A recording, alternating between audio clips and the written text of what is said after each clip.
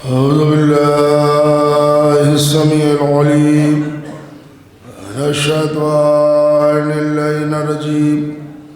بسم الله الرحمن الرحيم.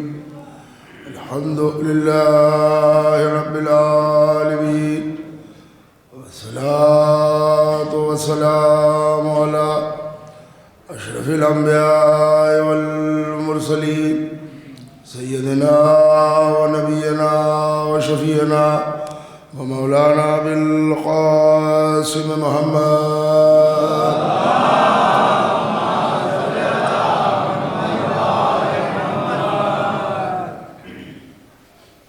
وأهل بيته الطيبين الطاهرين المعصومين المظلومين، ولعنة الله على أعدائهم وقتلتهم وغاصبي حقوقهم أجمعين من يومنا هذا إلى قيام يوم الدين. أما بعد، فقد قال علي بن أبي طالب عليه الصلاة والسلام: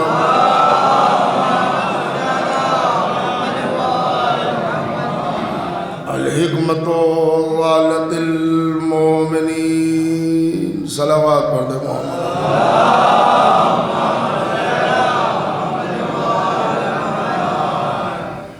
عزیزان ایمان، موضوع کے پیش نظر نہج البلاغہ کا ایک ٹکڑا الحکمت ضالت المومن وہ موضوع سخن قرار دیا گیا ہے، اس لیے کہ آپ حضرات نے شائع شدہ پوسٹر میں دیکھا ہوگا کہ دیوانگی بہلول کی حکمت، اسی رعایت سے میں نے نہج البلاغہ کا یہ ٹکڑا کہ الحکمت ضالت المومن، حکمت مومن کا کھویا ہوا اثاثہ ہے، مومن کی کھوئی ہوئی شے ہے. مولا فرماتے ہیں اسے حاصل کرو ولو منافقین ہی سے کیوں نہ ہو.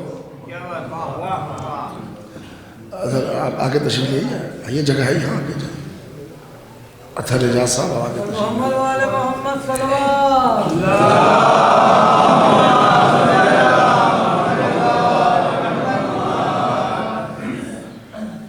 عزیزان ایمان،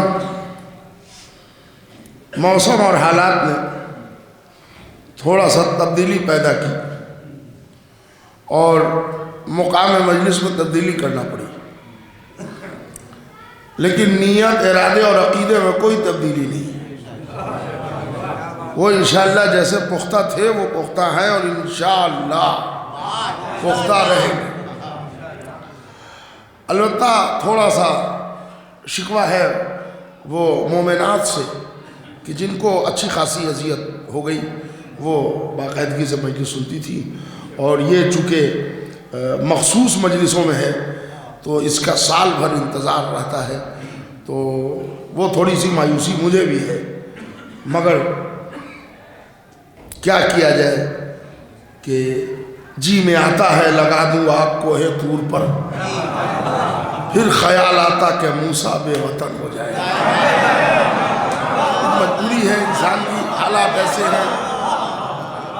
مگر یہ کہ جہاں بھی مومنات بیٹھی ہوں گی انشاءاللہ کوشش یہ رہے گی کہ وہاں تک آواز مولا پہنچا دیں، وہ مصاب ہو کم سے کم مجلس ہو. حکمت مومن کا اثاثہ ہے. ایک مقام پر رسول اللہ کی حدیث ہے کہ مومن صاحب عقل ہوتا ہے. المومنوں کا یہ مومن عقل والا ہوتا ہے. ایک مقام پر حضور فرماتے ہیں کہ مومن ایک سوراخ سے 2 مرتبہ نہیں ڈسا جا سکتا. ایک مقام پر مولا فرماتے ہیں مومن سے ڈرو اس لیے کہ اللہ کے نور کی روشنی میں یہ مستقبل دیکھ لیتا ہے. اللہ کے نور کی روشنی میں یہ مستقبل دیکھ لیتا ہے. پتہ نہیں ہمارے ملت میں کہاں سے آ گیا میرے بھائی، مجھے پتہ نہیں، جو جتنا بے وقوف ہوتا ہے ہم اس کو اتنا بڑا مومن مانتے ہیں. سیدھے سادے ہیں، بیوقوف ہیں، اچھے برے کی تمیز نہیں ہے، کہلے بڑے مومن ہیں۔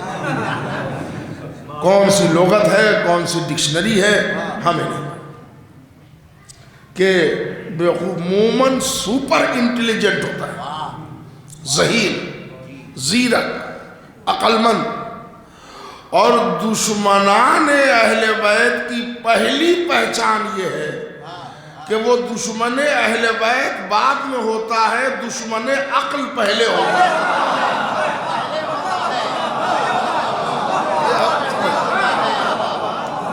غور سے سمجھنے کا، آپ جائیں، ہم کسی کا نام نہیں لیں گے، تبرہ مناظرہ وہ ہمارا مزاج نہیں ہوتا۔ آپ جائیں ایک کافر کے پاس، بیکورڈ ہے، ہریجن ہے، دلت ہے، کسی کے پاس چلے گا، دو آپس میں لڑ رہے ہیں، تھوڑی دیر لڑائی دیکھ کے وہ دلت بتا دے گا کہ صحیح کون ہے، غلط کون ہے۔ آپ کسی یہودی کے پاس جائیں، دو نام لے کے یہ ایسے ایسے لڑ رہے ہیں، یہ ہسٹری ہے، وہ بتا دے گا اس میں رائٹ کون ہے، رانگ کون ہے۔ عیسائی سے کہیے چھوڑیے، جانے دیجیے، کسی سردار سے مل لیجیے جو بیوقوفی میں ضرب المثل ہے،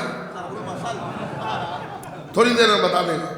لیکن جو دشمن اہل بیت ہیں وہ اتنے بے عقلے ہیں کہ آج تک طے نہ کر پائے کہ صفین میں ادھر والے صحیح ہیں یا ادھر والے صحیح ہیں، جمل میں اونٹ والی صحیح ہے یا گھوڑے والا صحیح ہے، یہ بھی رضی اللہ، وہ بھی رضی اللہ، یہ بھی علیہ السلام، وہ کیا ہے؟ یہ بیوقوفی کی زندہ دلیل ہے۔ ہمارے مقدر میں آج تذکرہ حضرت بہلول دانا، یہ عربی لفظ ہے، اس کا پرونانس جو ہے، اچارن صحیح ہے بہلول، لیکن بہلول، بہلول، بہلول جو بھی بولتے ہیں وہ بھی غلط نہیں ہے، اس لیے کہ نام میں علاقے کے اعتبار سے صوتی آہنگ کا آنا غلط ہی نہیں ہے۔ جیسے ہم اپنے نبی کو کہتے ہیں محمد، ہمارے نبی کا نام، ہم بیرون ملک جاتے ہیں، this is the محمد، اب یہ کون نام ہو گیا؟ محمد، اب وہ ان کا پروننس ہے، یہ ہے مائک، ہم اس کو اسپیکر کہتے ہیں، پنجاب میں چلے جائیں سپیکر ہے، ہمارے یہاں جو چلائی جاتی ہے وہ اسکوٹر ہے، آپ پنجاب میں چلے جائیں سکوٹر، تو سکوٹر سے بھی وہی اسکوٹر ہے، اسکوٹر سے بھی وہی اسکوٹر ہے، یہ علاقے کی چینجنگ ہے۔ تو اگر کوئی بہلول کہہ دیتا ہے تو ایسا نہیں ہے کہ اس کو آپ ایک دم سے کہہ دیجئے کہ وہ غلط ہے، جہنمی، نہیں، وہ علاقے کے جو صوتی آہنگ ہوتے ہیں، پروناؤنس ہوتے ہیں، اچارن ہوتے ہیں، وہ اس میں وہ نام ہے، تو وہ بھی غلط نہیں ہے، لیکن صحیح لفظ بہلول ہے۔ اچھا، بہلول اصل میں ان کا نام نہیں ہے۔ کل کی مجلس میں بہت سارے علمی وہ انفارمیشنز میں نے بچوں کے لیے فراہم کیے تھے کہ بہت سارے، میں سمجھتا ہوں کہ بوڑھے لوگوں نے بھی حضرت نوح علیہ السلام کا نام پہلی مرتبہ سنا ہو، تو یہ بہلول ان کا نام نہیں۔ بہلول کے معنی استعمال ہوتے ہیں کئی معنی، ہنسانے والا، ہنسمکھ، حکمت والا، خوش کر دینے والا، حکمت والا، یہ ہے بہلول کے معنی۔ اصل ان کا نام ہے ابو وہب ابن عمرو، عین میم رے واو جو ہوتا ہے وہ لکھا جاتا ہے عمرو، پڑھا جاتا ہے عمرو، تو ابو وہب ابن عمرو، ان کا نام اصلاً وہب تھا، وہب دینے والا، عطا کرنے والا، جس سے اللہ کا نام ہے یا وہابو، یہ ہے وہب کا نام۔ تو حضرت بہلول دانا، اب یہ ہے کہ دیکھیے ہمارے ساتھ مجبوری ہے کہ موضوع میں لکھا ہے دیوانگی بہلول کی حکمت، وہ موضوع کے اعتبار سے صحیح ہے، وہ پڑھی بھی جائے گی حکمت، لیکن ہماری ذاتی مجبوری یہ ہے کہ ہم بہلول کو لفظ دانا ہی سے یاد کریں گے۔ اس لیے کہ ہم کو لوہے اور پیاز کا واقعہ بہلول کا معلوم ہے، ذکر ہوگا ہے نا. وہ ابتدائی میں سن لیں کہ وہ ایک صاحب آئے، انہوں نے کہا دانا اے عقل مند بہلول ہمیں بزنس کا طریقہ بتاؤ. انہوں نے کہا لوہا خرید لو. سال بھر میں وہ لاکھ پتی ہو گئے. ایک صاحب آئے، انہوں نے کہا صاحب اتنی دن جلدی تم نے مکان بنا لیا، گاڑی خرید لی. انہوں نے کہا بہلول نے ہم کو حکمت بتائی تھی. وہ دوڑ کے آ گئے، اے دیوانے بہلول تمہاری دیوانگی پر جان نثار، بزنس بتا دو کچھ. انہوں نے کہا پیاز خرید کے جمع کر لو، سال بھر رکھ لینا، اس کے بعد بیچنا. سال بھر میں 5 کوئنٹل پیاز 50 کلو میں آ گیا. وہ چھلکے نکلے. اب وہ جو رہی صحیح پونجی تھی وہ بھی چلی گئی. انہوں نے کہا یہ کیا ہو گیا بہلول، آپ کے مشورے میں وہ لاکھ پتی ہو گیا، ہم خاک پتی ہو گئے. انہوں نے کہا بس سوال کے اٹھان میں صرف فرق تھا. اس نے دانا کہہ کے پوچھا تھا، آئے میرے بھائی، اس نے دانا کہہ کے پوچھا تھا، دانائی کے جواب تھے. تم نے دیوانہ کہہ کے پوچھا تھا، دیوانگی کے جواب تھے.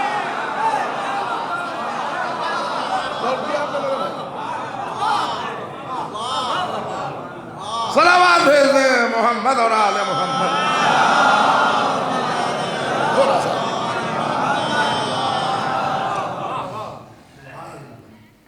روایتیں کہتی ہیں کہ یہ کوفہ میں پیدا ہوئے. یہ نسل کے اعتبار سے رسول اللہ کے چچازاد خاندان جو حضرت عباس تھے، جن کی نسل چلی عباسی، یہ اسی نسل میں تھے. لہذا ان کو بہلول عباسی کوفی بھی کہتے ہیں. بہلول عباسی کوفی. اور اس رعایت سے یہ ہارون تک آتے آتے ان کا رشتہ ہارون الرشید سے ذرا کلوز تھا، قریبی رشتہ داری تھی. یہ ایک وی آئی پی گھرانے کے زمیندار تھے. ٹھیک ٹھاک زمین تھی، اچھی خاصی دولت تھی، مگر اللہ نے بنی عباس کے گھرانے میں بہلول کو دولت ایمان حیدر کرار سے سرشار کر.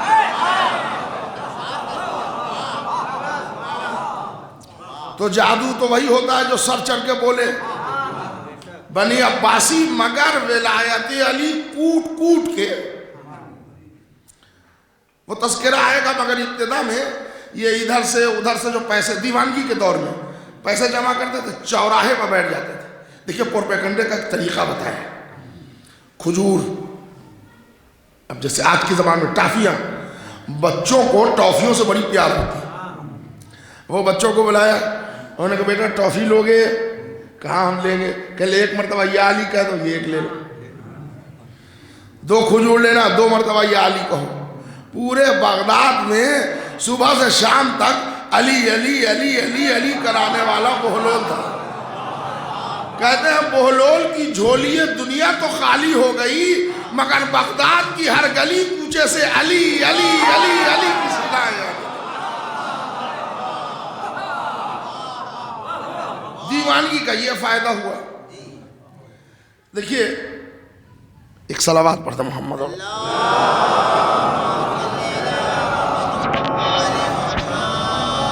ہمارے خیال سے مصلحتاً ان کو تھوڑا سا دور کر دینا زیادہ اچھا ہے، اس لیے کہ مجلس حال میں ہو رہی ہے. نہیں اب نہیں، زیادہ دور ہو جائے گا.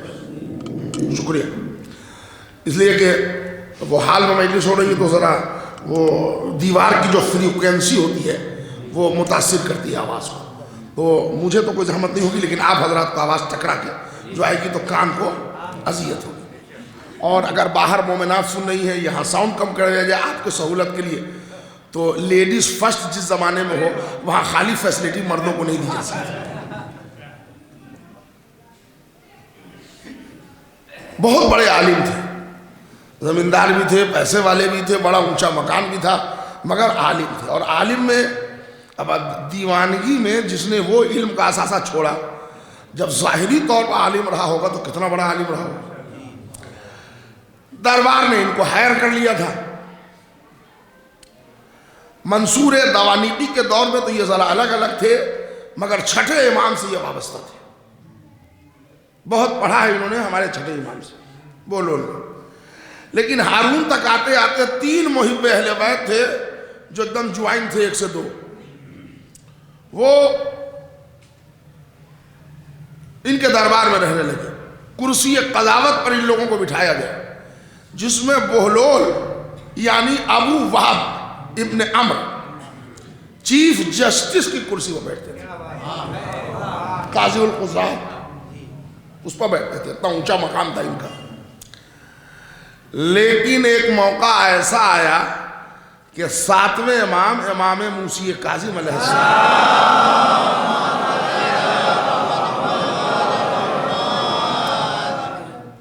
یہ باہر تھے تو بادشاہ کا گراف گرتا تھا تو انہوں نے قید میں کر دیا.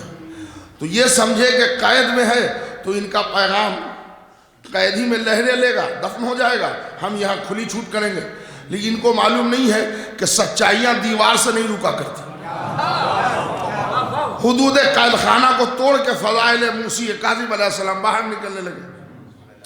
اور اس واقعے میں ان کو بڑا منہ کی کھانا پڑی کہ جب انہوں نے ایک طوائف کو بھیجا 7ویں امام کی خدمت میں کہ دامن امام کو داغدار کر کے آ. گئی تو تم ایسا لے کے بڑے تم طراق سے کہ ہم نے بڑے بڑوں کو جھکا لیا, یہ کیا ہے. مگر 2 گھنٹہ 2.25 گھنٹے کے بعد جب پورے پریس رپورٹر کیمرے کے ساتھ آئے کہ کل تصویر فیس بک پر وائرل ہوگی تو انہوں نے عجب منظر دیکھا. ایک طرف سجدے میں امام ہے, ایک طرف سجدے میں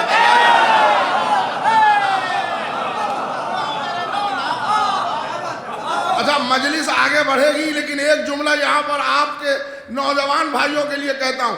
بہت سے برادران وطن کہتے ہیں کہ آپ لوگ نبی سے افضل مانتے ہیں امام کو, نبی سے افضل مانتے ہیں امام کو. بالکل مانتے ہیں, دھوکہ نہ کھائیے. آدم سے لے کے عیسیٰ تک ان سے افضل ہے ہمارے 12 امام 100%. تو بہت ساری دلیلیں ہیں مگر اس موقع پر دلیل یاد آ کے جو آپ کے ذہن میں رہے.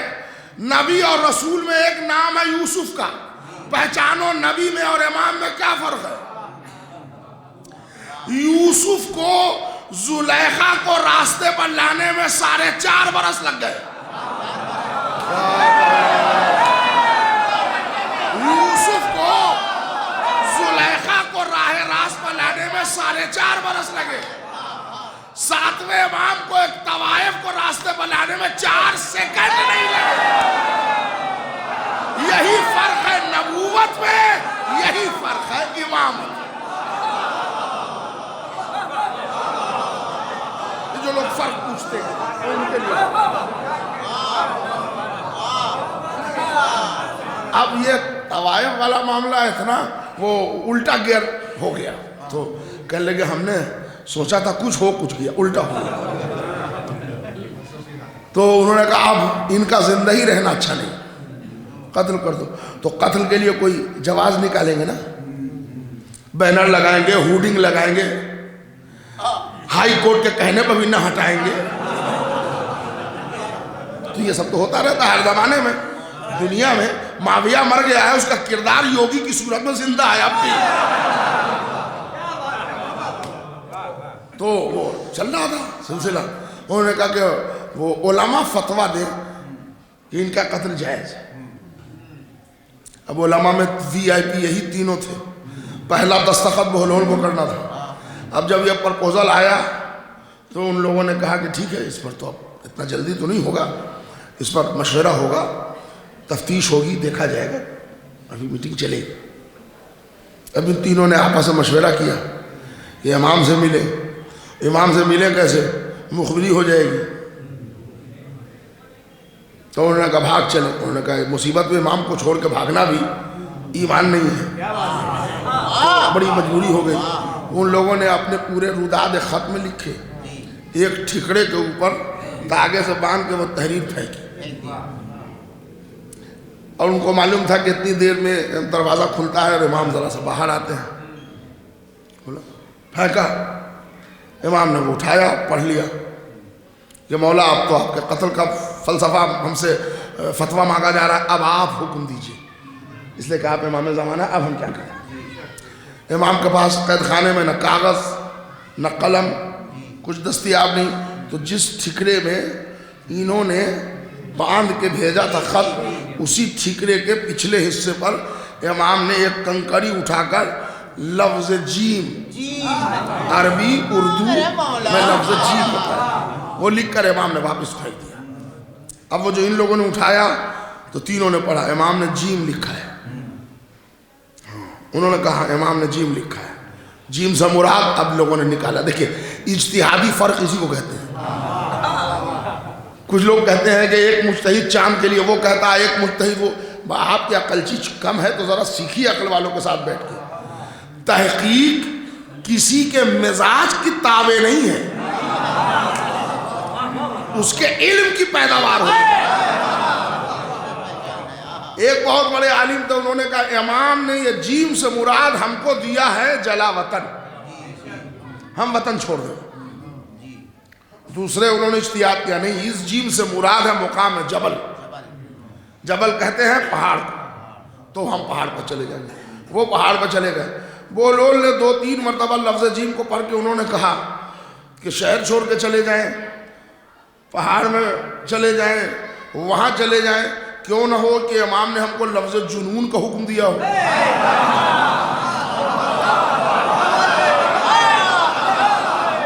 مجنون کے کچھ فائدے بھی ہیں، تھوڑا سا ڈھیلا پتھر بچوں سے پڑے گا مگر ہم علی علی تو کر ہی لیں گے۔ انہوں نے وہاں سے جیم سے جنون کا اجتہاد لیا، اور انہوں نے ایک بڑی سی لکڑی لی،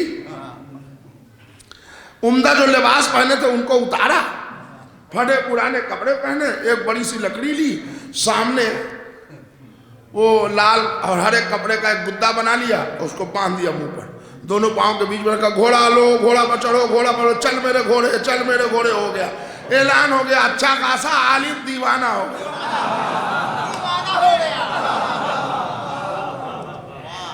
اب یہ اتنا بڑا دانا تھا جس کی دانائی کی زندہ دلیل دیوانگی بن گئی۔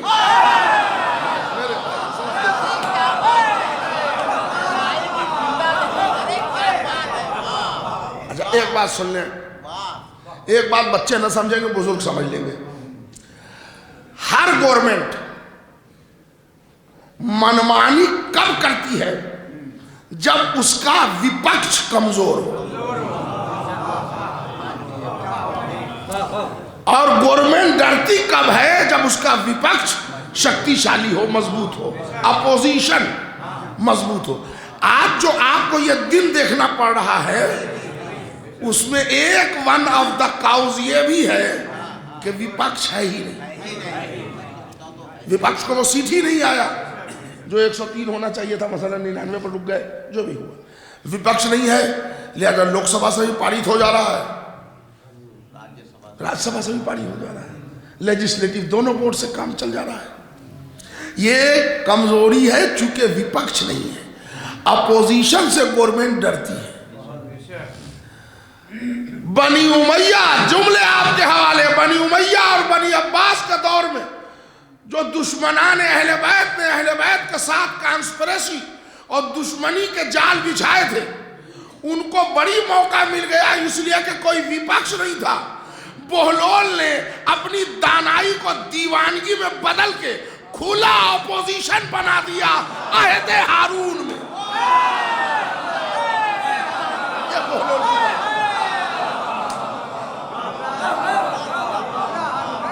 اپوزیشن۔ اچھا وہ لگو تو تھے ہی، تو آگے اچھا کوئی قانون ان پر لگ نہیں سکتا تھا، دیوانے تھے، حلیہ، بات چیت، لہجہ سب دیوانگی والا، مگر فلسفے بڑی دانائی والے۔ کوشش یہ کیا جائے گا کہ جو بہلول کے واقعات بہت عام ہیں اس سے ذرا سا گریز کیا جائے، جو لوگ جانتے ہیں، اور اگر ایک دو ٹکرا جائے تو ٹکرا جائے، کیا فرق پڑتا وہ، مگر وہ واقعات آپ سب کو معلوم بھی ہے، وہ مجھے پڑھنا بھی ہے۔ آگے بیٹھ گئے تخت پر، مارا داروغہ نے، مارا ایک ہی ہاتھ چیخ رہے ہیں صبح سے شام تک، تو ہارون نے کہا بھائی ایک آدھ ہاتھ میں اتنا کیوں چیخ رہے ہو، اب تو چپ ہو جاؤ. انہوں نے کہا ہم ابا خود رو رہے ہیں اپنے پر تھوڑی تجھ پر رو رہے ہیں. کہلے آدھا گھنٹہ بیٹھا تو یہ عالم ہوا، تو پوری زندگی بیٹھ رہا ہے، نہ جانے فرشتے تیری ہڈی کے کون کون حصے توڑیں گے. بولو بھی ہنس کے نکال دیتا تھا. ہاں یہ ہے اپوزیشن. اب ہارون جب بہلول ہو دربار میں تو سنبھل کے بولتا تھا، ڈرتا تھا کہ نہیں ان کے سامنے بولنا خطرناک ہے، نہ جانے کب کدھر مانا گھما دے، سمجھ بات نہیں آتی. بیٹھے ہوئے ہیں بہلول. ہارون پوچھتا ہے آپ کو کیا چاہیے؟ اچھا دیکھیے یہ مولا علی کے نام پر جو کھجور بانٹتے تھے پیسہ کہاں سے لاتے تھے؟ دیوانگی میں کماتے کہاں سے؟ دربار میں ایک ایک مسئلے کا حل کرتے تھے تو وہاں شرط پر ان کو پیسہ ملتا تھا. شرط رکھتے تھے یہ حل کر دو گے تو 1000 دینار دیں گے. اور بہلول کہتے تھے ہمارے پاس دینار تو ہے نہیں، ہم غلامی کریں گے تمہاری. یہ طے ہوتا تھا ہم غلامی کریں گے، تم 1000 دو گے. غلامی کا سوال نہیں آتا تھا، اس لیے کہ جو علی کی غلامی کر رہا ہے وہ غیروں کی غلامی کر ہی نہیں سکتا. اب وہ 1000 دینار ملے، بانٹا جا رہا ہے. دیکھیے آج اپنی کمائی ہوئی دولت کو علی کے نام پر، تبرک کے نام پر، مجلس کے نام پر، فاتحہ کے نام پر بنیے سے ایک ایک چونی کا حساب ہم کر لیتے ہیں. لیکن وہ لوگ جنہوں نے علی زمانے میں پھیلایا انہوں نے قربانیاں دی، کمایا ہے مگر تن کو نہیں پالا، روح کو پالا ہے. اس لیے کہ بہلول جانتے تھے خود کھا لینے سے تن پلتا ہے، کھلا دینے سے روح پلتی ہے.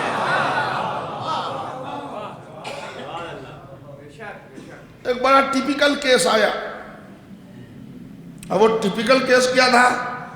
ایک سوداگر تھا جس کا کاروبار خوب چل رہا تھا، مگر کاروبار کا یہ عالم ہے کہ کب کس کا بھٹا بیٹھ جائے وہ آپ. اچھا یہ کاروبار میں حرام نہیں ہے، یہ چلتا رہتا ہے. کاروبار کے لیے لفظ حرام نہیں ہے کہ بیٹھ گئے نکل گئے. دیکھیے ایک زمانہ اسٹڈی پی سی او کا تھا، ہر چھٹے فٹ پر ایک پی سی او، ختم ہو گیا. زمانہ بدلا، وہ بدل گیا، پی سی او ختم ہو گیا. اب سب ہاتھ میں موبائل آ گئے، وہ زمانہ بزنس چلا گیا. ابھی ایک زمانہ خوب چل رہا تھا بوائلر کا.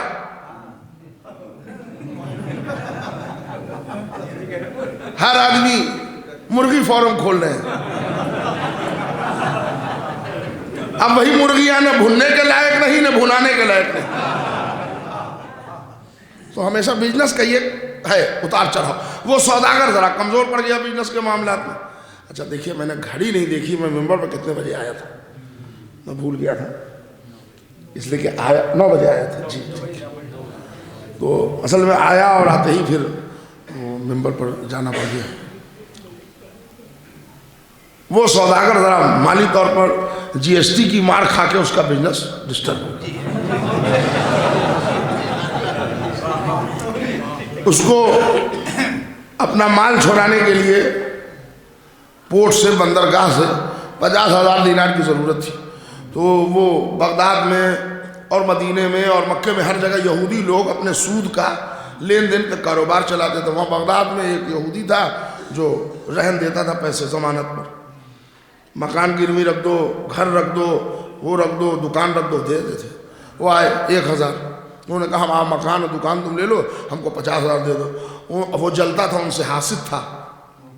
تو اس نے کہا نہیں، نہ مکان نہ دکان، ہم تمہیں 50,000 دیتے ہیں مگر ایگریمنٹ میں ہماری شرط ہوگی. کہنے لگے کیا؟ کہنے لگے تم پیسے کتنے دن میں واپس کرو؟ انہوں نے کہا 1 مہینے میں. کہنے ٹھیک، اگر 1 مہینے میں تم نے پیسہ واپس کر دیا ٹھیک، نہیں تو شرط یہ ہے کہ ہم تمہارے جسم کا 1 کلو گوشت نکال لیں گے، جہاں سے ہم چاہیں گے وہاں سے نکالیں گے. تو مرتا کیا نہ کرتا، اس کو ضرورت تھی، لاکھوں کا نقصان ہونا، تو دستخط کر دیا، بینامہ بن گیا، کاغذ بن گیا، 50,000 لے لیا. بزنس ہے، اٹھا پٹک ہو گئی، یہ پیسہ آن ٹائم دے نہ سکا. اس نے وہ تحریر لے کے قاضی کے آئیے آپ آگے چلیے, یہ جگہ تو ہے ماشاءاللہ. تھوڑا تھوڑا انہیں قاضی کے یہاں مقدمہ کر دیا کہ بھائی یہ ایگریمنٹ ہے, یہ 4 گواہ ہیں, یہ ہے وہ گوشت کاٹیے. اب وہ تو قاضی دوڑا رہا ہے کہ گوشت کٹواؤ. اب وہ پیسہ دینے پہ بھی راضی نہیں ہے کہ ہم پیسہ نہیں لیں گے, ہم تو گوشت ہی کاٹیں. اب وہ ہوتا ہے نا مقدمہ جب ہو تو یور آنر 1 ہفتے کا ڈیٹ دیا جائے, 5 دن کا ڈیٹ مانگ رہے ہیں. وہ ڈیٹ پہ ڈیٹ لیا جا رہا ہے. ایک دن ایک دیوار, ایک وہ لاسٹ ڈیٹ بچا. اب اس کے بعد قاضی نے کہہ دیا فائنل ڈیٹ ہے, اس دن آپ کے جسم کا گوشت کاٹا جائے اور آپ کے ایگریمنٹ کے مطابق جہاں سے یہ چاہے گا وہاں سے کاٹے گا. ان کو معلوم تھا کہ وہ ہمارے دشمن ایسی جگہ سے کاٹے گا کہ ہم مر ہی جائیں گے. وہ ایک پیڑ میں ٹیک لگائے رو رہا تھا. ادھر سے گھوڑ سوار نکلے, چل میرے گھوڑے, چل میرے گھوڑے, چل میرے گھوڑے. اس کی آنکھ کھلی. انہوں نے کہا بھائی بہلول کے بارے میں سنا ہے, یہ مسئلے حل کر کے دوسرے کی مدد کرتا ہے, اس لیے کہ یہ علی کا شیعہ ہے. چلیے دنیا میں یہ تو پتہ چل گیا علی والے ہمیشہ دوسرے کے کام آتے ہیں.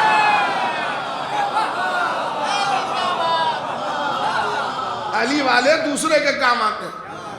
اب وہ ایک مرتبہ دوڑا نیند چھوڑ کے, بھائی بہلول غضب ہے, کیا ہوا؟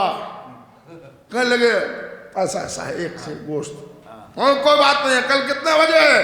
کہا اتنے بجے, ہم آ جائیں گے. انہوں نے کہا بہلول بھائی ہم تمہارے پاؤں پر گرتے ہیں, آ جانا, ورنہ کل کے بعد ڈیٹ نہیں ملنے کا. انہوں نے کل کے بعد تو آزاد ہوگا, جا چل میرے گھوڑے, چل میرے گھوڑے.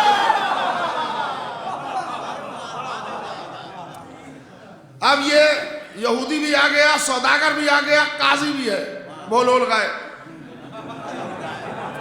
اب یہ دھک دھک دھک اس کا دل کلا, یا اللہ اب کیا ہوگا, اب کیا ہوگا. کہ ایک باہر سے آواز آئی, چل میرے گھوڑے, چل میرے گھوڑے.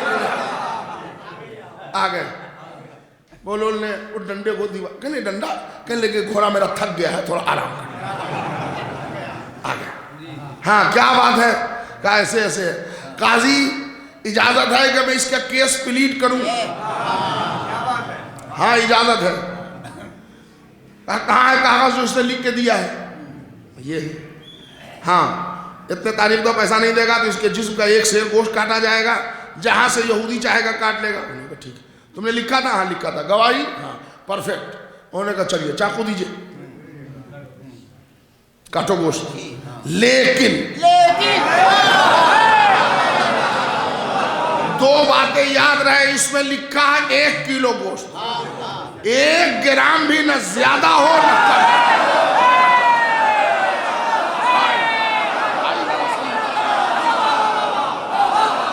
مولا خوش رکھے. 1 گرام.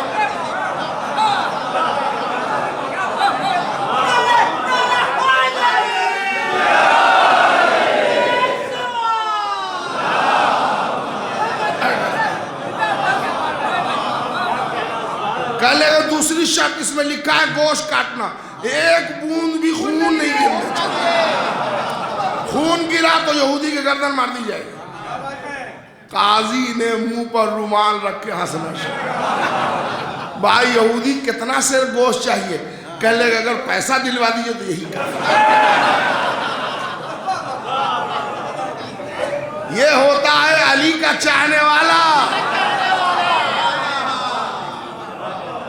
دیکھیے وہ سوداگر مرا تھا, یہودی اپنے تحریر کے ذریعے جیتا تھا.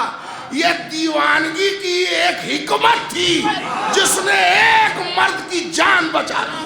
امام حسن فرماتے ہیں جس نے ایک نفس کو بچایا اس نے کائنات کو بچایا.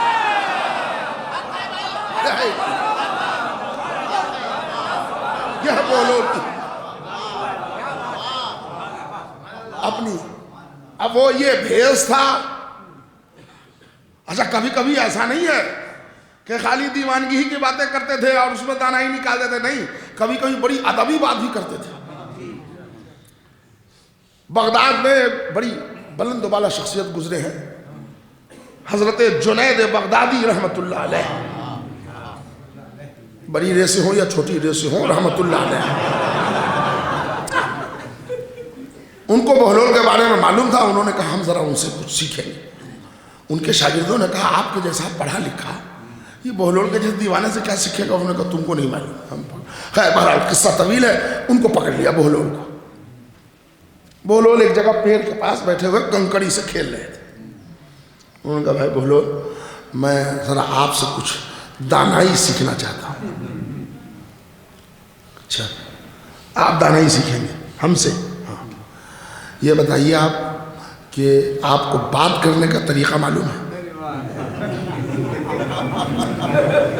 اب دیکھیے ایک تو پہلی بات یہ ہے کہ بڑی شخصیت کا پانی اتار دیا جائے تو ایسے ہی وہ زمین میں آ جائے. انہوں نے کہا کہ ہاں بات کرنے تو آتا ہے. پیار سے بات کرتے ہیں, لہجہ دھیما رکھتے ہیں, گفتگو میں پہلے سلام کرتے ہیں, منہ پھاڑ پھاڑ کے نہیں بولتے, چنے ہوئے الفاظ بولتے ہیں. انہوں نے کہا لا حول ولا قوت, دور ہو جاؤ. جس کو سلیقہ گفتگو نہیں معلوم وہ ہم سے کیا علم سیکھے. اب جنید بغدادی کو تو چکر آ گیا کہ اچھا یہ گفتگو کے جتنے آداب ہیں انہوں نے سب صحیح بتایا.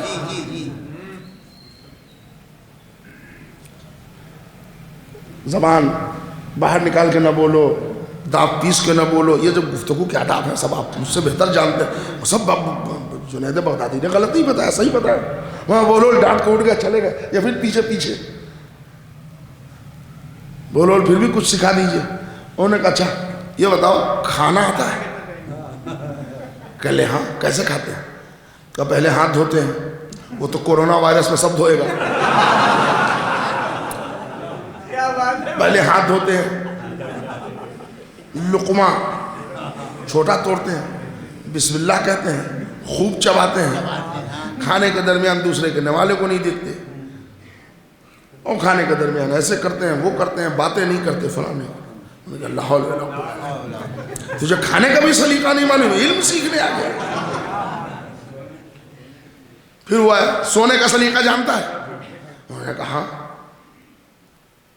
ایسے سوتے ہیں, باوضو ہوتے ہیں, سیدھا سوتے ہیں, قبلہ کا خیال رکھتے ہیں, ہاتھ پاؤں ایسے سیدھا کر کے سوتے ہیں فلانا. لا حول ولا قوت. یہ کیسا عالم ہے تجھے نہ سونے آتا ہے, نہ کھانے آتا ہے, نہ بات کرنے آتا ہے. انہوں نے کہا بھائی بہلول ہم جاہل ہیں, ہمیں کچھ نہیں آتا. اب بتا. انہوں نے کہا اب بیٹھو, اب آ گئے اوقات پر, اب آ گئے اوقات پر. بات کا بہترین طریقہ یہ ہے کہ یہ بولو اپنے رب کی طرف سے بول رہے ہو یا اپنے دل کی طرف سے بول رہے ہو. اگر مرضی معبود کے تحت بول رہے ہو تو گفتگو جائز ہے. وہ کھانے کے جتنے آداب تم نے بتائے وہ سب مستحب ہے. سب سے پہلے یہ دیکھو یہ لقمہ حلال ہے یا لقمہ حرام ہے.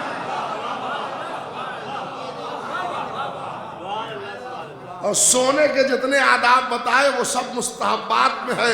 بستر پر جانے سے یہ سوچو آج کے واجبات کتنے ادا ہوئے, آج محرمات سے اپنے کو کتنا بچایا. دیکھیے وہ ادبی حکمت دے دی کہ ظاہری تو آپ کو لگا کہ بہلول جنید بغدادی کو سکھا رہے ہیں. آج منبر سے ان کا ذکر ہو رہا ہے. یہ جتنے لوگ ہیں وہ سمجھ لیں کھانے کا سلیقہ کیا ہے, سونے کا سلیقہ کیا ہے, بات کا سلیقہ کیا ہے. جو دیوانگی میں اثاثہ چھوڑ گیا آج ہماری نسلوں کے تعمیر کے لیے وہی ذکر قابل ذکر منبر ہے. کیا ہے؟ صلوات بھیج دیں محمد اور آل محمد.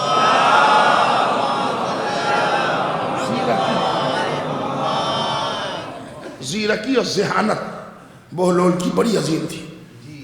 ہارون جانے لگا کہیں, انہوں نے کہا بھائی بہلول تم تو ہر وقت ہم کو ڈانٹتے ہی رہتے ہو, لیکن چلو تم ہمارے رشتہ دار ہو, ہم تمہارا کچھ نہیں کریں گے, مگر یہ کہ میں تم سے ایک بات کہہ رہا ہوں.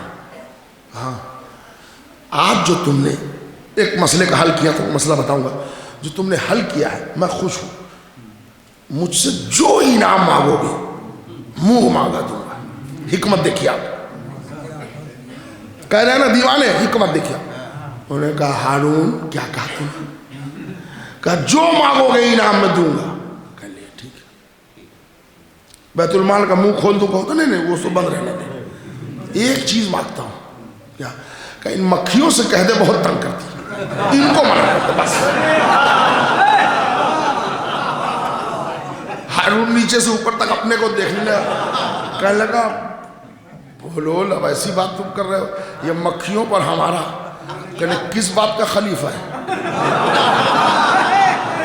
نعمت مصطفیٰ کا دعویٰ کرتا ہے ایک مکھیاں اختیار میں نہیں ہے. جو مکھیاں بھی اختیار میں نہیں رکھتا وہ ہمارے مولا کا مقابلہ کیا کرتے ہیں.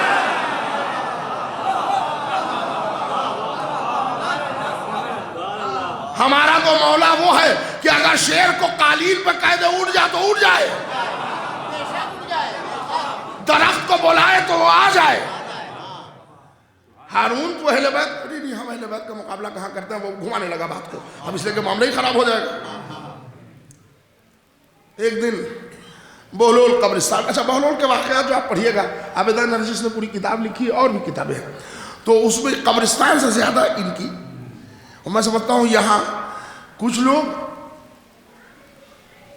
1 منٹ کا بریک دیجیے. آپ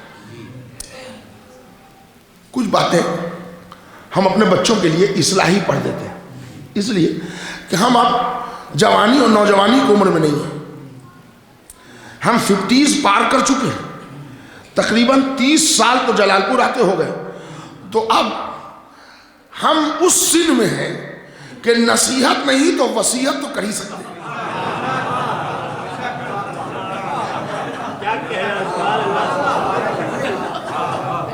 اس لیے کہ ہمارے عمر کے جو چھوٹے چھوٹے بچے تھے اب وہ ماشاءاللہ شادی شدہ ہو گئے، ان کے بچے ہو گئے، اللہ ان لوگوں کو پروان چڑھائے. کتنے بوڑھے تھے جو بے پناہ محبت کرتے تھے وہ اللہ کو پیارے ہو گئے، اللہ ان کو غریق رحمت کرے. اور کتنے لوگ چاہنے والے ہیں الحمدللہ، جو آپ حضرات کی دعائیں ہمارے ساتھ ہیں اور مجھے اس کا فخر ہے. کچھ باتیں جو ہم اسلام میں کہیں تو آپ یہ نہ سمجھیے کہ ہم کسی پر کامنٹ کرتے ہیں. میں ممبر کی قسم کھا کے کہتا ہوں کامنٹ ہمارا مزاج نہیں ہے.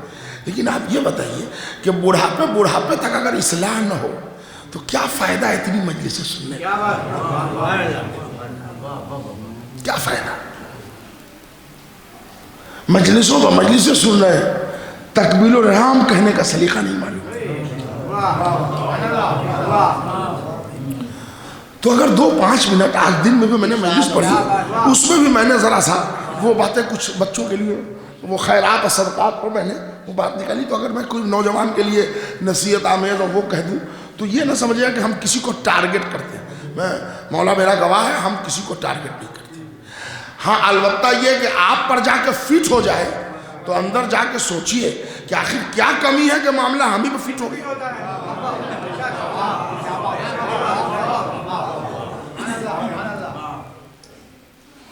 معاملہ اب ایک جگہ ہم گئے مجلس پڑھنے، ہمارے واقعات، اور وہاں میں نے پتہ نہیں کیا موڈ میں آیا، مجلس پڑھتے پڑھتے شراب پینے کے نقصانات ہم نے پڑھنا شروع کیا، حدیث سے، قرآن سے اور تاریخ سے. اب ایک صاحب آگے انہوں نے کہا مولانا یہ پہلے بتائیے کس، اب نام جو انہوں نے لیا تھا وہ میں نہیں لے سکتا، کس فلانے نے کہا ہے کہ میں پیتا ہوں؟ میں نہیں جانتا تھا مگر جان گیا ان کی وجہ سے. میں نے کہا میرا اللہ گواہ ہے، 12 امام شاہد ہے، مجھے کسی نے نہیں کہا. انہوں نے کہا نہیں مجھے پتا ہے، وہ اس لیے کہ میں ہی اس محلے میں اکیلا بہت بڑا پیا ہوں. تو ہم نے کہا آپ پینے والے اس محلے کے ہیں، مجھے تو ٹھیک ہے خوشی ہوئی، مگر آپ اتنے بد اخلاق ہیں، اکیلے پیتے ہیں، کبھی ہم کو بھی پلائیے. تو اب ایسا پانی اترا ان کا کہ دیکھیے مولانا صاحب ہم غصے میں آئے تھے، آپ مذاق نہ کیجیے، لاہور بلا خوبت آپ. میں نے کیا جو آپ پی سکتے ہیں، آپ بھی مومن ہم بھی مومن، آپ بھی مولائی ہم بھی مولائی، آپ بھی آزادار ہم بھی آزادار، تو ہم میں کون سا سرخ آپ کا پڑ لگ گیا ہے کہ جو شربت آپ پیتے ہو وہ ہمارے لیے حرام ہو جائے، آپ کے لیے حلال ہو جائے. انہوں نے کہا نہیں وہ میں نے کہا نہیں، آج ایک تھوڑا سا مجھے اور میں ممبر سے رات کی مجلس میں آپ کا شکریہ ادا کروں گا. وہ ایسا ہم ان کے پیچھے پڑ گئے کہ آخر کار ان کو توبہ کرا ہی کے دم لیا. وہ آئے تھے غصے میں, مولا نے ایک کام نکال دیا. میرے دوستوں, میرے عزیزوں, میرے بھائیوں, اس لیے کہ ذکر اہل بیت کا صدقہ ہی یہ ہے کہ 4-6 مجلس پڑھنے کے بعد اگر ایک علم میں بھی اضافہ ہو جائے تو حسین کو سلام کیجیے. سنیے بہلول کی حکمت, یہ نوجوانوں کے لیے خاص طور سے, اور اگر آواز جا رہی ہے تو عورتوں کے لیے. اور دھیرے سے کہوں, وہ لوگ جو ریٹائر کر چکے ہیں, یہ دھیرے سے میں نے کہا کہ آواز باہر نہ جائے, ان کے لیے زیادہ ضروری ہے. بہلول بیٹھے ہیں قبرستان میں, ادھر ہارون گزرا, ان کس سے باتیں کر رہے ہیں؟ کب مردوں سے.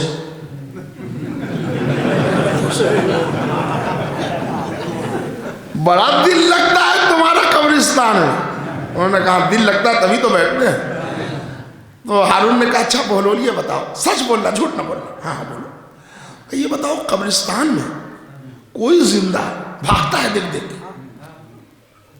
اللہ جلال پور کے ہم کہیں نہیں دیکھتے کہ مومن قبرستان میں بیٹھتے ہیں, 2-2 گھنٹہ بیٹھ جاتے ہیں. وہ ٹھیک ہے حسین ہی کے صدقے میں, لیکن بیٹھتے تو ہیں. ورنہ میں صحیح پڑھ رہا ہوں آپ سے. آپ دیکھیے گا کہ مسلمان قبرستان سے بڑی تیز بھاگتا ہے. موٹر سائیکل ہے تو تیز کر لے گا, پیدل رات میں کبھی 12-1 بج جائے. حالانکہ کبھی آپ نے اخبار میں جھوٹی خبر میں نہیں پڑھی ہوگی کہ 4 مردے نے قبر میں سے نکل کے ایک کو پکڑ کے گھڑی اور سائیکل چھین لی. کبھی جھوٹی خبر بھی نہ سنا ہوگا. ہاں 2 زندہ نے موبائل چھین لیا, یہ خبر روز سنا ہوگا. تو جس سے خطرہ ہے یہ بے وقوف انسان اس سے نہیں ڈرتا, جس سے عبرت ہے اس سے بھاگتا ہے. تو پہلے ہاں دل تو لگتا ہے ہمارا. کہ یہ بتاؤ کہ ہر زندہ بھاگتا ہے قبرستان سے, تمہارا دل کیوں لگتا ہے؟ کیا جواب دیا ہے؟ یہ جواب یاد رکھنا نوجوان. بہلول دانا کہتے ہیں اصل میں ہارون تو نے پیار سے پوچھا ہے تو پیار سے جواب سن. یہاں جو ہم بیٹھتے ہیں نا تو یہ لوگ ہم کو کوئی اذیت نہیں دیتے. ہم جو سوچتے ہیں سوچنے دیتے ہیں. نہ بیچ میں ٹپ سے بولا, نہ ٹوکا, نہ ڈانٹا, نہ کچھ کیا. اور جب چلے گئے تو یہ جانے کے بعد نہ غیبت کرتے ہیں نہ ہماری شکایت کرتے ہیں. حکمت دیکھیں آپ کہ یہ خوبی تم مردوں کی ہے. بیٹھو تو بات نہیں کرنے دیتے, اٹھ کے چلے جاؤ تو غیبت کے بازار شروع کر دیتے.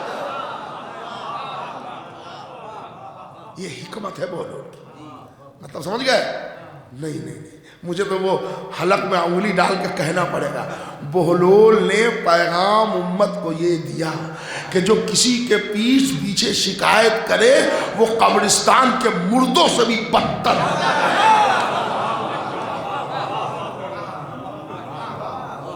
کسی کی عیب نکال رہے ہیں, پیچھے پڑے ہوئے ہیں. ارے صاحب وہ ان کے لڑکا کی شادی طے ہو گئی, ارے کویت میں چلتا ہے وہیں طے کر لیتے ہیں. وہ ایسا ہو گیا, یہ لگ گیا, وہ کیا پرابلم ہے آپ کو؟ آپ دعائیں دے دیجئے. تھوڑا سا دعا دے دینے میں آپ کا کچھ خرچ نہیں ہوگا, ثواب تھوڑا سا آپ کو بھی مل جائے گا, اللہ اس کو بھی برکت دے دے گا. زیادہ تر دعائیں قبول ہوتی ہیں لفظ آمین سے. آمین کہنے میں لوگ بغالت کرتے ہیں مثلا, تو اب اس میں کیا جاتا ہے؟ شکایت کر رہے ہیں, غیبت کر رہے ہیں. آغائے دمیری نے حیات الحیوان 3 جلدوں میں لکھی ہے, بہت طویل کتاب ہے. اس میں لکھتے ہیں کہ مکھی ایک جانور ہے, مکھی مخلوق ہے, اس کی خصلت آدمیوں میں ہے. اس لیے کہ پورے صاف شفاف جسم کو دیکھ کر مکھی وہاں بیٹھتی ہے جہاں شوروا گرا ہو, جہاں خون نکلا ہو. یعنی بہترین اجلا سفید کرتا پاجامہ پہن کے بیٹھے ہیں وہاں نہیں بیٹھے گی, جہاں کچھ گھاؤ ہو, زخم ہو یا شوروا گرا ہو وہاں بیٹھے گی. کچھ انسان میں وہی خصلت ہے, پورے کردار کی صفائی نہیں دیکھتے, ایک کمی لے کے اڑ جاتے ہیں. اور وہ کمی ایسا محلہ کیا وہ تو اکھاڑا قائم کر دیتے ہیں غیبتوں کا. صلوات پر محمد اور آل محمد.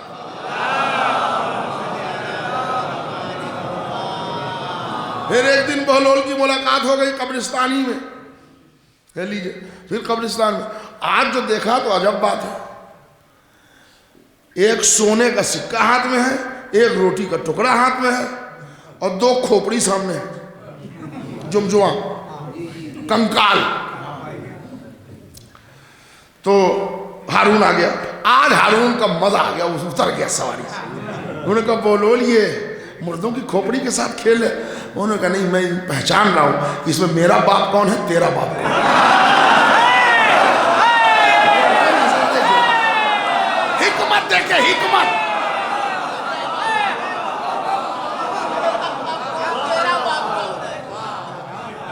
تو انہوں نے کہا کھوپڑی سے پتہ چلے گا کہ بادشاہ کون ہے، فقیر کون ہے، یہ تو مرنے کے بعد سب گل جاتے ہیں۔ تو کہا پھر انسان پر کاہے کی برتری جب انجام سب کا ایک ہونے والا ہے۔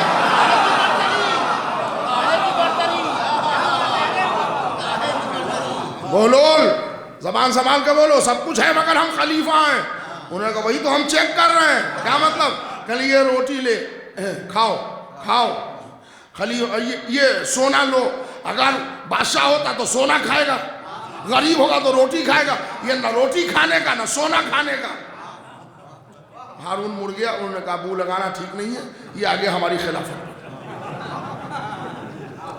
اپنی حکمتوں سے کھلی اپوزیشن میں بادشاہ کو اوقات میں لاتے ہیں۔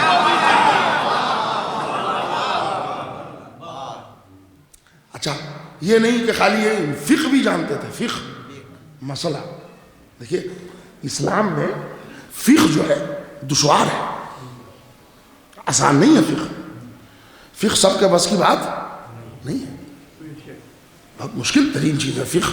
اس میں جو مسئلے آتے ہیں، اب وہ حرام حلال اور نجائز طہارت جو روزمرہ کے ہیں، آپ ان کو دیکھ کے فقہ کے اصول معین نہ کیجیے۔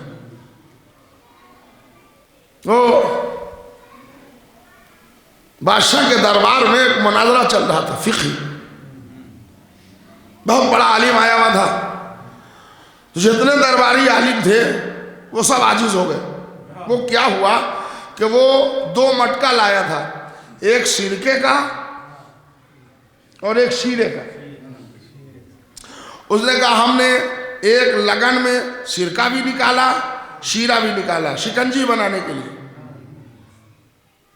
ادھر سے نکالا ادھر سے نکالا، مثلا 1 لیٹر اس میں سے نکالا 1 لیٹر اس میں سے نکالا، اور جب اس میں ملا کے ہم شکنجی بنانے کے لیے گھولنا چاہ رہے تو اس میں چوہیا دیکھی۔ یہ بتائیے کہ چوہیا سرکے سے نکلی ہے یا شیرے سے نکلی ہے؟ نجس کون ہے دونوں میں؟ دربار کے تمام علماء عاجز رہے کہ بھائی چوہیا ملی ہے لگن میں جہاں شکنجی بن رہی تھی، یا پانی میں سرکہ ملایا گیا اور شیرہ ملایا گیا، وہاں تو دونوں نجس ہیں۔ انہوں نے کہا دونوں نہیں، چوہیا تو کسی ایک ہی میں مری ہے، 2 میں تو ڈوب کے مرے گی نہیں، تو ایک کو بلا وجہ نجس کیوں کرے؟ بہلول آ گئے۔ ہارون نے کہا بہلول اچھے وقت آئے ہو، فقہ میں بھی کچھ دخل رکھتے ہو؟ انہوں نے کہا نہیں کچھ دخل وخل نہیں رکھتے، بات کیا ہے ذرا جان تو لیں۔ کہا ایسے ایسے۔ انہوں نے کہا یہ کون ہے؟ کہنے لگی یہ ہمارے سب سے بڑے درباری عالم۔ انہوں نے کہا لعنت ہو ان پر، اتنا چھوٹا مسئلہ ہے۔ بادشاہ ایسے جملے آپ کے حوالے، بادشاہ ایسے ایسے عالم کو رکھتا ہے جو ایک چوہیے کا مسئلہ حل نہ کر دے، وہ کونین کا مسئلہ کیا بتائے گا؟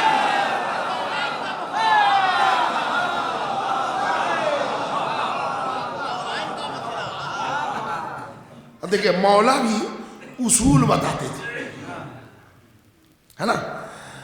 مولا گنا سکتے تھے کتنے جانور انڈے دیتے ہیں، کتنے جانور بچے، لیکن مولا نے اصول بتایا، جن کے کان ظاہر ہیں جن کے کان ظاہر نہ ہوں۔ ویسے ہی بہلول آئے ہائے ہائے سلونی من قبل ان تفقدونی کا غلام کیسا ہوتا ہے؟ انہوں نے کہا میں چوہے کی لاش دیکھ کے بتا سکتا ہوں کس میں مڑا، مگر فقہ کا اصول ہے، اصول بتا کے بتا رہا ہوں کہ ایک ناشتہ لا، چوہے کا پیٹ چاک کر، اب چیک کر اس میں سرکہ نکلے تو سرکہ نجس، شیرہ نکلے تو شیرہ نجس، یہ شکنجی تو نجس ہی۔ اتنا بڑا فقہ کا مسئلہ بڑی آسانی سے حل کر دیا، یہ اصول بنا کے مرتب کر دیا۔ تو بہت سے لوگ شکی ہوتے ہیں نا سب کو دور کر دیا. یہ بہلول کی حکمت تھی جو بڑی دانائی سے ہر وقت. کمال یہ ہے یعنی ایسا موقع آتا تھا کہ جیسے اب گردن مار دی جائے گی, مرے اب مرے, پھر بچ جاتے تھے, اپنے کو بچا لیتے تھے. امام اعظم ان کا مشہور واقعہ ہے, یہ آپ نے سنا ہوگا. ایک مرتبہ ہم کو بھی پڑھنے نہیں دیجیے, 2 منٹ پڑھ دوں گا, طول نہیں کروں گا. امام اعظم حضرت ابو حنیفہ رضی اللہ تعالی عنہ اپنے شاگردوں کے درمیان واعظ دے رہے تھے, اور انہوں نے اپنے شاگردوں میں ٹارگٹ بنا لیا اپنے استاد امام جعفر صادق علیہ السلام کو. کہنے لگے امام جعفر صادق بہت بڑے عالم ہیں, اور ان کے علم سے کوئی خطاب نہیں کر سکتا, لیکن کچھ باتیں ان کی سمجھ سے باہر ہیں. جیسے وہ کہتے ہیں شیطان جہنم میں جائے گا, جہنم میں آگ ہے, شیطان آگ سے بنا ہے, بھلا آگ کو اذیت کیسے دے گی؟ یہ ہماری بات سمجھ میں نہیں آتی. وہ کہتے ہیں محشر میں بھی اللہ دکھائی نہیں دے گا, تو جو دکھائی نہ دے اس کا اعتبار کیا ہوگا؟ آج نہیں دکھائی دے, کل تو دکھائی دے گا, تبھی تو کرسی چر چر کرے گی. اچھا, مولویوں نے اللہ بھی بنایا تو اپنے جسم کے حساب سے بنایا, موٹا تگڑا, دبلا پتلا نہیں.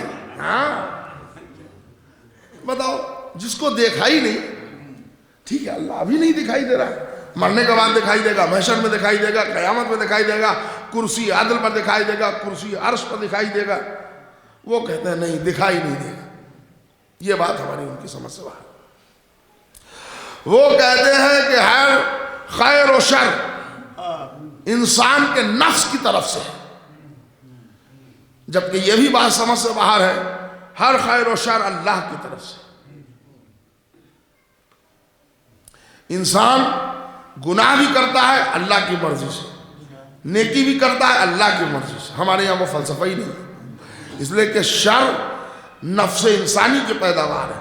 اللہ خیر محض ہے, وہاں شر کا تصور ہو ہی نہیں سکتا.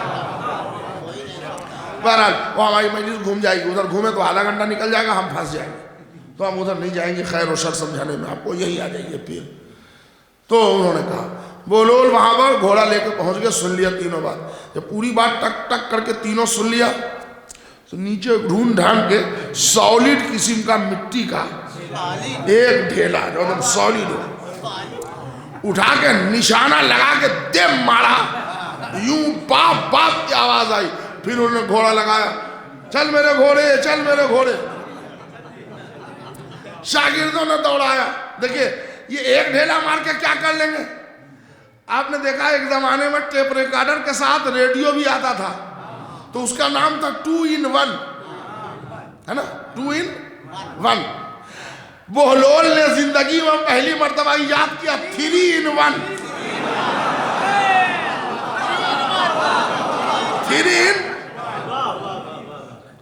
اب جب مارا تو امام صاحب تو ظاہر سی بات ہے, بہلول کا ہاتھ سوکھی ہوئی ہڈی مگر طاقت اس میں, اور مارا تو وہ تو باپ باپ کی آواز آئی, اور پورا مٹی کا ڈھیلا چور ہو گیا ماتھے سے ٹکرا کے. اب وہ شاگردوں نے سہارا دیا, کچھ شاگردوں ان کو پکڑ لیا دوڑا کے. اب ظاہر سی بات ہے یہ بوڑھے آدمی نوجوان لڑکے دوڑا پکڑ لیا تو بڑی حجت ہوئی. ان شارٹ یہ کہ قاضی کے پاس لایا گیا کیس. بہلول آ گئے قاضی کے پاس. ہاں تم نے کیوں مارا؟ انہوں نے کہا ہم نے مارا والا نہیں ہے, جن کو مارا ہے مدعی کو بلاؤ پہلے. گلے بلاؤ. آ گئے امام صاحب. کیا ہے؟ انہوں نے کہا یہ نہایت بدتمیز ہے, گستاخ ہے, اس نے مجھے مٹی کا ڈھیلا اتنی زور سے مارا کہ درد سے ابھی بھی ہمارا سر پھٹا جا رہا ہے. تو بہلول نے کہا جو سزا قاضی معین کرے گا حقیر سہنے کو تیار ہے, ان سے کہیے کہ یہ اپنا درد دکھائے.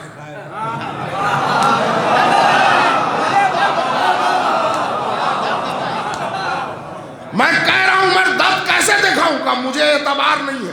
آپ ابھی کہہ رہے تھے چھٹے امام کہتے ہیں جو چیز دکھائی نہ دے اس کا اعتبار کیسے کرے.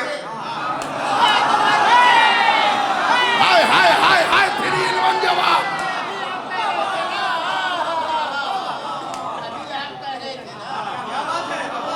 اچھا اور اب رہا کہ یہ پوچھئے ان سے ہم نے ان کو سونے سے مارا ہے ہیرے سے مارا ہے یا پتھر سے مارا ہے؟ انہوں نے کہا نہیں مٹی سے. مٹی سے مارا ہے. آپ جناب سے پوچھے ہیرا سے خلق ہوئے ہیں کہ چاندی سے؟ سونے سے بنے ہیں. انہوں نے کہا نہیں مٹی سے بنے ہیں. تو جب آگ آگ کو اذیت نہیں دیتی تو مٹی مٹی کو اذیت کیسے دیتی؟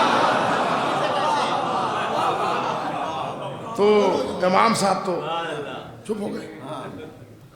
انہوں نے کہا ٹھیک ہے مگر یہ کہ ہاتھ تو تم ہی نے چلایا. کہنے وہ بھی غلط اس لیے کہ ہاتھ ہم نے نہیں چلایا آپ ہی کہہ رہے تھے ہر خیر و شر اللہ کی طرف سے اللہ نے چلوایا سزا اللہ کو دیجئے ہم نکلتے ہیں.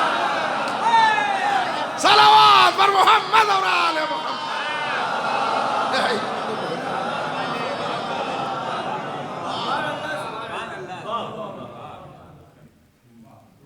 کمال ہے ایک ڈھیلے میں 3 مسئلے حل.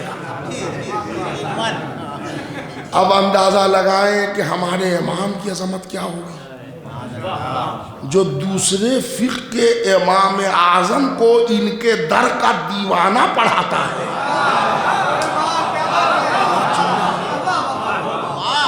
ان کے دروازے کا دیوانہ پڑھاتا ہے. اس گھرانے کا امام کس منزل پہ ہوگا؟ بچ گئے وہاں بھی مارا مرتے پٹتے پٹتے بچ گئے پھر بچا لیا اپنے کو. حکمت یہ ہوتی تھی یہ بچا لیتے تھے. ایک جگہ وزیر نے ان کو 2000 دینار انعام میں دیے. ہوا یہ کہ ایک وزیر ایک میلے سے گزر رہا تھا. عرب میں گدھے کی خرید و فروخت ہوتی تھی یہاں بھی ہوتی ہے چونکہ وہاں گدھا کام میں آتا تھا. خچر گدھا ڈنگی گھوڑا سب کام میں آتا تھا. بیسیکلی جانور ہی کام میں آتے تھے. نہ وہاں ٹک ٹکوا تھا نہ آٹو تھا نہ رکشہ کچھ نہیں تو یہ سب کام میں آتے تھے. وہ بیچارے جو ہارون کے ایک وزیر تھے ان کو ایک گدھا اچھا لگا. برادری کو برادری پہچانتی ہے ٹھیک ہے انہوں نے لے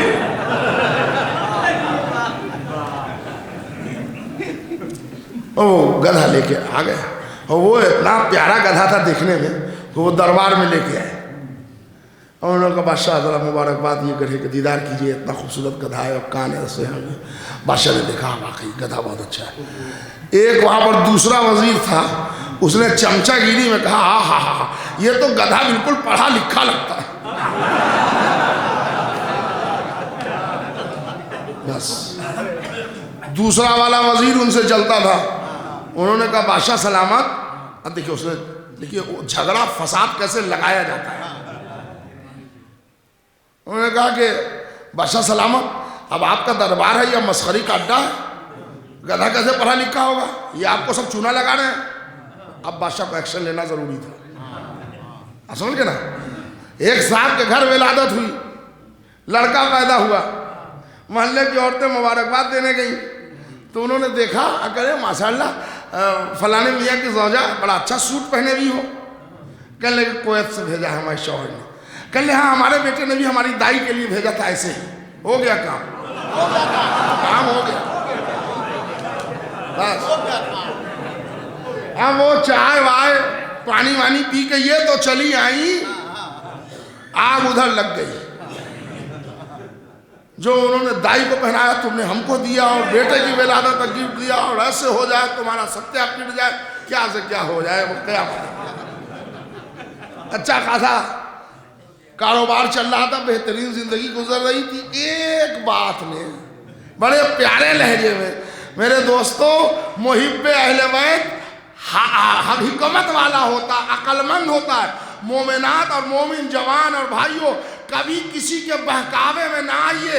رہوار عقل کو آپ خود مہمیز کیجئے. زمانہ آپ کو اچھا دیکھنا نہیں چاہتا.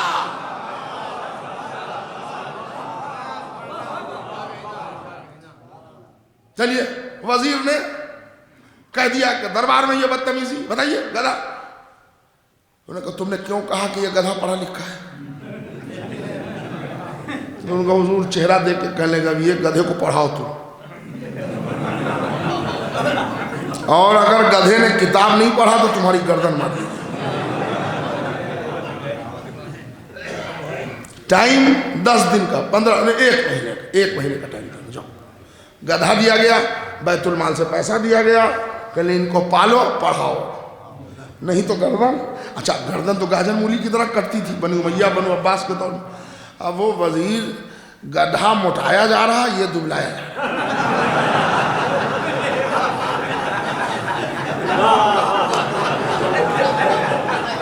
ہے نا. اب یہ سب لطف باہر والے کو نہیں ہے. اب وہ بیچارہ. اچھا ایک بات سن لیجیے, موت کا انتظار, جس کو کینسر ہو جائے ان سے پوچھیے آپ, اللہ کی پناہ, وہ گل جاتے ہیں, ان کا دل چھوٹا ہوتا ہے, اس لیے کہ ان کو موت کے دن لیمیٹڈ معلوم ہو گئے, وہ کاٹے نہیں کٹتی, انتظار ہے اب آئے اب آئے. گلریز رام پوری نے بڑا اچھا شعر غزل میں کہا تھا کہ بجائے سینے کے آنکھوں میں دل دھڑکتا ہے, یہ انتظار کے لمحے عجیب ہوتے ہیں. تو یہ انتظار, اب وہ 10 دن گزر گیا, 12 دن 15 دن, اب موت, اب گردن ماری جائے گی, ایسے تلوار چمکے گی, جلاد ہے, سارا نقشہ اس کے سامنے آ رہا ہے. اب 15 دن رہ گیا تو انہوں نے آزو بازو والے سے مشورہ کیا کیا کریں, جان کیسے بچے. انہوں نے کہا ایک ذات ہے, بس یاد کیجئے وہ دور خلافت, یہ مسئلہ کیسے حل ہوگا, کہا ایک ذات ہے علی کی, بلا لو. اور جب علی آئے تو یہی کہنا پڑا, اگر آپ نہ ہوتے تو میں ہلاک ہو گیا, ہے نا. کہ ایک ذات ہے بہلول دانا, پکڑو ان کو. اب وہ بیچارہ کھٹوائی پٹوائی لے کے بہلول کو ڈھونڈتے نکل گیا.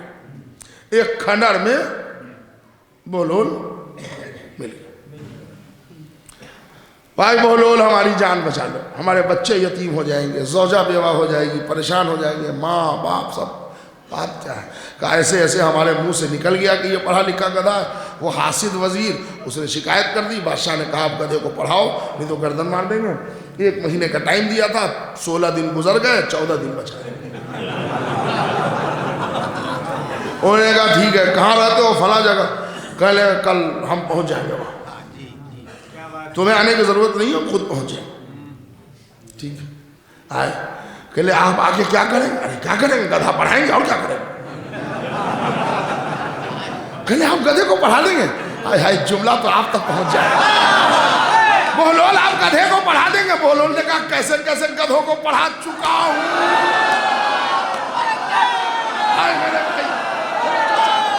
کیسے کیسے گدھوں کو پڑھا چکا ہوں. کیسی باتیں کر رہے ہیں. آنا وہ آگے بہلول. انہوں نے کہا کہ لے موٹی سی کتاب لاؤ. کہ لے کہ چنے مٹر یا جو ہو لاؤ. لائے, گدھے کو سامنے رکھا, کتاب کے ایک ورق میں 10 دانے چنے کے ڈالے. گدھے نے اس کو کھا لیا. پھر ورق پلٹا, 10 دانے پھر ڈالے. پھر 2-4 ورق پلٹ دیا, 10-20 دانے پھر ڈالے. گدھا کھاتا رہا. اب اس کے بعد ہو گیا. کل ٹھیک ہے. کہہ لے کہ اب روزانہ گدھے کو ایسے ہی کھلاؤ تم 1 ہفتہ. کہہ لے کیا مطلب, پڑھ لے گا. کہہ لے وہ ہم بتائیں گے پھر فائنل. کہہ لے بہلول 8 دن ہو گئے, میں روزانہ کتاب میں رکھ کے چنے مٹر اور وہ کھلا رہا ہوں جو گدھے کو. کہا کھلا رہے ہو, کہاں. کل 8واں دن ہے, کہا کل آ جاؤں گا, لیکن صبح سے جب تک میں نہ آؤں گدھے کو کچھ نہ دینا, بھوکا رکھنا. ٹھیک, آگے آگے بولو. انہوں نے کہا کتاب دو. کتاب دیا. اس نے زبان سے پلٹا, 1 ورق چنا نہیں ملا, دوسرا ورق, تیسرا, اس طرح کر کے ایک ایک کر کے ورق پلٹتا گیا, اور نہ چنا ملا نہ مٹر. تو آخر میں ایک مرتبہ غصہ آیا, بھوکے رکھ کے بھی نہیں دیا. ڈچوں ڈچوں.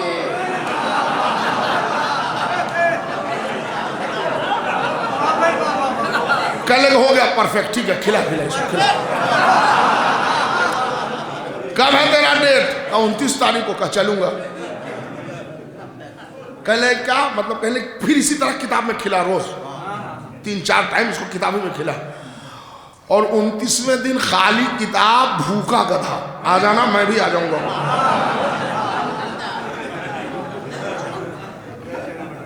گدھا کتاب لے کر وزیر حاضر. بہلول پہلے سے وہاں وزیر کے پاس بیٹھا. ہاں کیا ہوا؟ گدھا پڑھایا تو وہ کیا بولے گا؟ بہلول کھڑے ہو گئے، جی پڑھا لیا اس نے؟ ہارون نے کہو ہو گیا.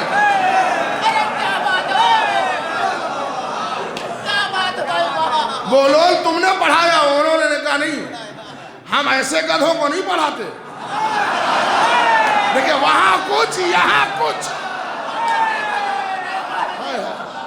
ہم ایسے گدھوں کو نہیں پڑھاتے. پڑھایا اسی نے. لاؤ بھائی قاضی صاحب کہاں گئے؟ رکھو کتاب پڑھواؤ. پیش کیا کتاب، گدھا لایا گیا، گدھا لایا گیا. اس نے ورق الٹا، 1 2 3 کر کے پورے کتاب کے اوراق الٹ ڈالے. اور جب پورے اوراق الٹ ڈالے تو کچھ نہیں ملا. غصے میں چیخا، ڈھچوں ڈھچوں. کہا بادشاہ جو پڑھا ہے وہ اب سنا رہا ہے. اگر زبان جانتا ہے تو بتا کیا پڑھ رہا ہے. یہ ہے حکمت بہلول.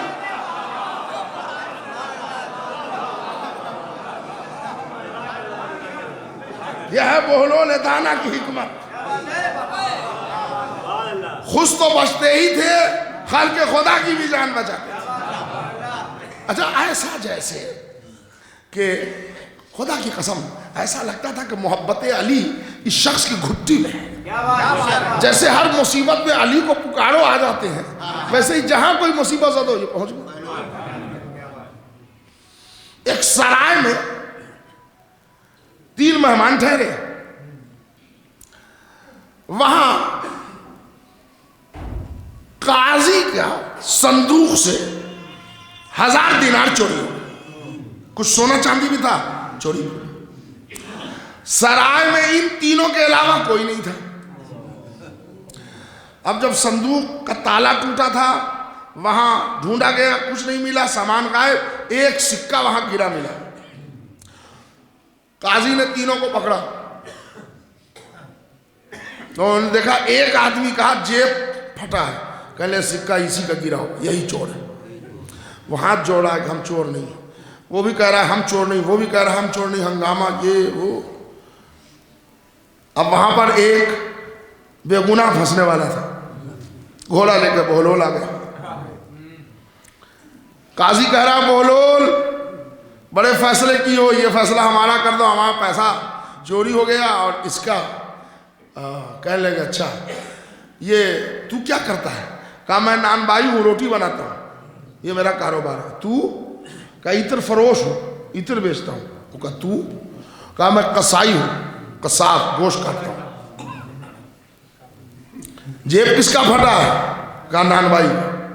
کہا نان بھائی کا جیب پھٹا ہے تو نے شک کیا کہ اسی کا سکہ ہوگا. ظاہر سی بات ہے جیب پھٹا ہے تو شک کیا جائے گا.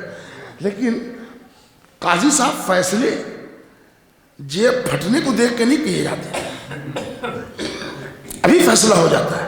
اپنے غلام کو کہیے 1 گلاس پانی منگوائے. سنیے حکمت نوجوان بھائیو. پانی آ گیا، صاف شفاف پانی. بہلول نے اس سکے کو اس میں ڈالا. تھوڑی دیر کے بعد سکے کے اندر ایک پھولن سی آئی. سکہ اٹھایا، سونگا، کہا چور قصائی ہے. کیوں؟ کہا اس سکے سے چربی اور گوشت کی بو آ رہی ہے. اگر عطر فروش کا ہوتا تو خوشبو آتی، نانوائی کا ہوتا تو اس میں روٹی کی بو آتی. اس میں چربی اور گوشت کی بو آ رہی ہے، قصائی کا ہے. گردن مار دو. اس کا گردن مت مارو، ہم پیسہ واپس. یہ دیکھیے حکمت سے ایک بے گناہ نانوائی مارا جاتا. یہ ہے بہلول دانا کی حکمت. نوجوان بھائیوں، اپنی پوری زندگی میں ہم شیعان علی پر لازم ہے کہ ہر معاملات میں، چاہے زندگی ہو، چاہے گھریلو حیات ہو، چاہے عبادت ہو، چاہے عزاداری ہو، چاہے نوحہ ہو، اس میں حکمت سے کام لگائیں. اگر حکمت نہیں ہے تو کچھ نہیں. بس ایک فرمائش بھی پوری کرنی ہے مجھے، اور بات بہلول سے شروع ہوئی ہے، بہلولی پہ ختم ہو گئی. حمام ہوتے تھے وہاں نہانے کے، بہلول کے نہانے کے بھی 10 واقعات ہیں. ہم صرف ایک واقعہ آپ کو سنائیں گے اور اس کے بعد ذرا آ جائیں گے فرمائش. حمام میں وہاں طریقہ ہوتا تھا کہ وہ خادم ہوتے تھے، وہ نورا کرتے تھے، صابن لگاتے تھے اور وہ نہلاتے تھے حوض میں، پھر مل مل کے ہفتوں میں ایک دن نہاتے تھے لوگ، تو ذرا سا پیٹھ ویٹھ یہ وہ سب مل مل کے نہلایا جاتا تھا. نہا کے آج فارغ ہو، آج غسل کیا ہی نہ، یہ ہوتا تھا. حمام میں بہلول چلے گئے غسل کے لیے، سیدھے گھسے. انہوں نے کہا نہیں اس میں خلیفہ ہے، ابھی وہ نہا رہے ہیں. وہ گھس گئے. کہاں خلیفہ؟ کیا خلیفہ تہبند باندھ رہا تھا، گھوڑا لے کے گھس گئے. ہارون نے کہا بہلول تم کو تمیز بھی نہیں ہے، ہم نہا رہے تھے، کپڑے تبدیل کر رہے، تم اس میں آ گئے. انہوں نے کہا نہیں آئی ایم سوری. اب انہوں نے آئی ایم سوری نہیں کہا تھا، کتاب کا بولو نہیں، وہ ہمارا لہجہ ہے. انہوں نے کہا آئی ایم سوری، وہ میں نے سمجھا. تو کاندھے پر ہاتھ رکھا. توجہ چاہ رہا ہوں جہاں جہاں آواز پہنچ رہی ہے. بہلول کے کاندھے پر ہاتھ رکھا. ہارون نے مذاق کا موڈ میں آئے. ہارون یہ بتاؤ تم ہم کو اتنا بے حیثیت سمجھتے ہو؟ بازار میں غلام بیچے جاتے ہیں. یہ بتاؤ اگر ہم بازار میں غلام بن کے بکے تو ہماری قیمت کیا لگے گی؟ تو بہلول نے کہا 2 دینار. کھٹ سے کہا بہلول میری قیمت 2 دینار، جبکہ یہ لنگی میں نے 3 دن پہلے خریدی ہے 2 دینار کی. بہلول نے کہا قیمت لنگی ہی کی بتائی ہے، خلیفہ کی کوئی قیمت ہماری نگاہ میں نہیں،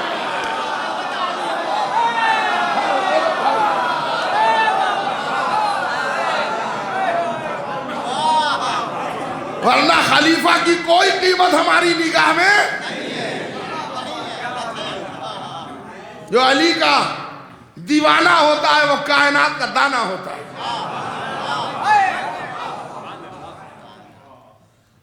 پیڑ کے سائے میں بیٹھے ہیں، ادھر ادھر کی مٹیاں جمع ہو رہی ہیں. شاہی سواری سے صاحب ایمان محب علی زوجہ ہارون زبیدہ گزری. مشہور واقعہ ہے نا. بہلول کیا بنا رہے ہو؟ کہا جنت میں محل. ماشاءاللہ مبارک ہو. بیچو گے؟ کہا بیچوں گے. کیا قیمت ہے؟ 100 دینار. یہ لے لو. انہوں نے یوں مٹی جمع کی، رومال میں لپیٹا. کہا یہ جنت، یہ 100 دینار.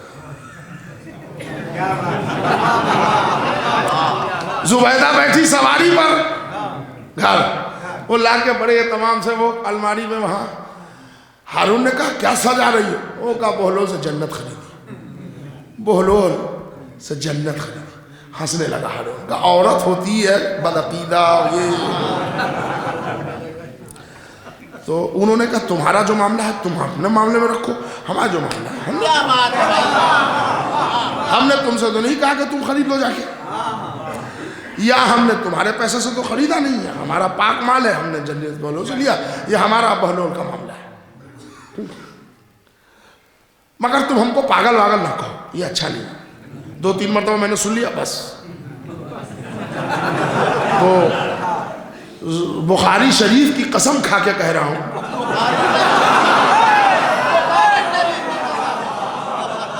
کہ جب زوجہ کے سامنے رسول اللہ کتنے موقع پر بیچارے ایک دم چپ ہی ہو گئے. حضور تو ہارون کی کیا حیثیت ہے؟ اب پاگل واگل 2 مرتبہ 3 مرتبہ سن چکی، اب نہیں بولنا. ہو گیا، خیر سو گئے دونوں. شاہی بستر، بادشاہ خلیفہ. رات کو خواب میں بجائے زبیدہ کے ہارون دیکھ رہا ہے کہ محشر سجا ہوا ہے، وہاں پر لکھا ہوا ہے جنت الفردوس. چل زبیدہ کے صدقے اور بہلول کے صدقے میں خواب ہی میں صحیح گھوم تو آیا. آ گیا باؤنڈری میں جنت الفردوس کے. دیکھا سب کے گھر پر نام لکھا ہوا ہے. تو انہوں نے کہا ہم بھی تو خلیفہ ہیں, ہمارا نام ادھر ادھر کہیں نام نہیں ہے. ایک جگہ لکھا ہوا ہے بیت زبیدہ زوج ہارون الرشید. انہوں نے کہا شی از مائی وائف.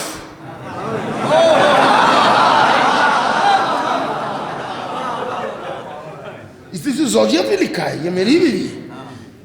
ایک مرتبہ آؤ نہ دیکھا تاؤ یوں کر کے چلے. وہ وہاں پر جو داروغہ کھڑا تھا دروازہ جنت پر قدح زبیدہ کے, انہوں نے یوں کہونی ماری رکھ پیچھے. کیا ہے؟ کہنے میری بیوی کا گھر ہے. کہنے وہ سب زبیدہ کا ہے, تمہارا بیوی کو کچھ نہیں, جاؤ. تو انہوں نے کہا ایک منٹ ذرا سا ہم بستر کچھ ایک چیز دیکھ لیں. ایک تبراک مارا فرش میں کھینچ کے, وہ پتہ نہیں چلتا کہ تبراک کو تھپڑ کیسے پڑا. وہ زبیدہ کی آنکھ کھلی تو کیا دیکھا, ایک ہاتھ گال پر رکھے ہوگا مجھے مت مارو میری بیوی کا گھر ہے, مجھے مت مارو میری بیوی کا گھر ہے, مجھے مت مارو میری بیوی کا گھر ہے. زبیدہ نے کہا ہوا کیا؟ ارے کہنے کہ زبیدہ قیامت ہو گئی, میں جو تو جنت خرید کے لائی تھی نا وہ گھر میں دیکھا تیرا نام لکھا تھا بیت زبیدہ, بیوی کے گھر سمجھ کے داخل ہونا ایسا چاٹا مارا کہ ابھی تک لہر ہے. اٹھ زبیدہ. زبیدہ نے کہا اٹھی تو یہ ہوں. تو کہا اب چل. کہاں؟ کہا بہلول سے جنت خریدے گا. اب وہ کہنے 2 بجے رات میں جنت خریدے گا, سو جا صبح میں دیکھا جائے گا. زبیدہ تو سو گئی, اب ان کی نیند اڑ گئی. علم خیبر کے لیے کچھ لوگ جاگے تھے, طمع جنت میں خلیفہ جاگ رہا ہے. بھائیوں مسلمانوں, یہ شیعہ سنی سب نے لکھا ہے یہ واقعہ. ذرا اس پہ عقل کے ناخون تو لو. جو خلیفہ اپنی جنت کے لیے اتنا محتاج ہے, اس کی بیعت کر کے کس کی جنت میں جاؤ گے؟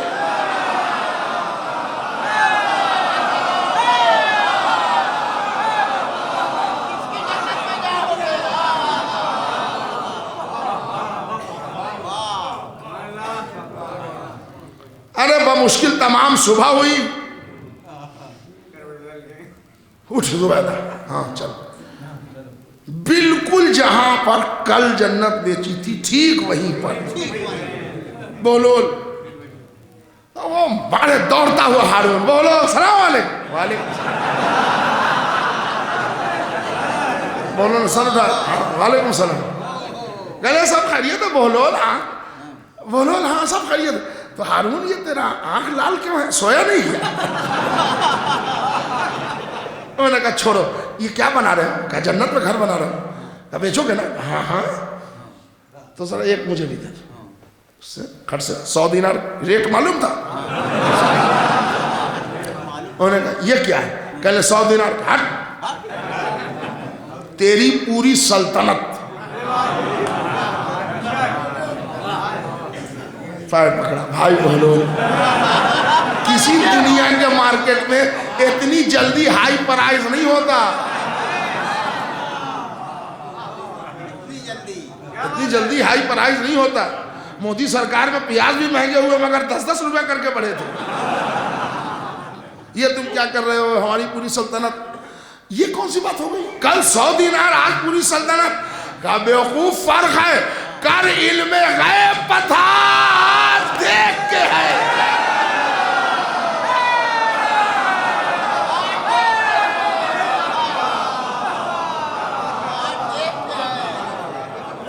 اب بس میرے بھائی 10:20 ہو گئے. مجھ سے فرمائش کی گئی تھی ایک شعر میں ڈرامہ ہے وہ بہلول دانا کے نام سے, وہ پڑھنے کی. اگر وہ پڑھا تو مصاحب لے کے مجلس آدھا گھنٹہ اور کھینچ جائے گی. آپ بتائیں کیا کروں, مصاحب پڑھوں؟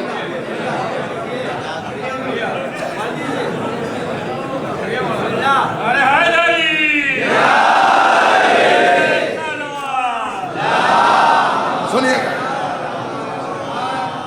پاکستان کا ایک شاعر ہے, اس نے ڈرامائی انداز میں بہلول, زبیدہ اور ہارون کے رقم کو شعری جامہ پہنایا ہے, اور بس ڈرامہ ہے. اب ڈرامے کی تعریف کروں گا پھر 10 منٹ اس میں لگ جائے گا.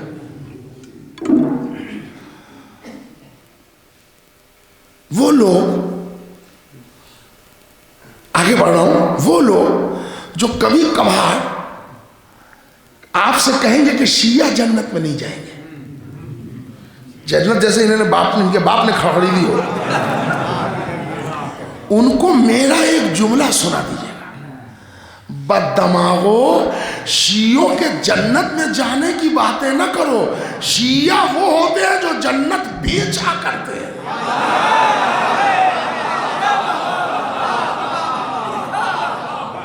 کیا خوبصورت شعر کسی شاعر نے کہا کہ قول کا پیغمبر کے اعتبار کرتے ہیں، اس لیے علی پر ہم جان نثار کرتے ہیں، ہم ہیں پیروے بہلول، ہم کو فکر جنت کیا، ہم تو خود ہی جنت کا کاروبار کرتے ہیں۔ ہم تو خود ہی وفا حیدرآبادی،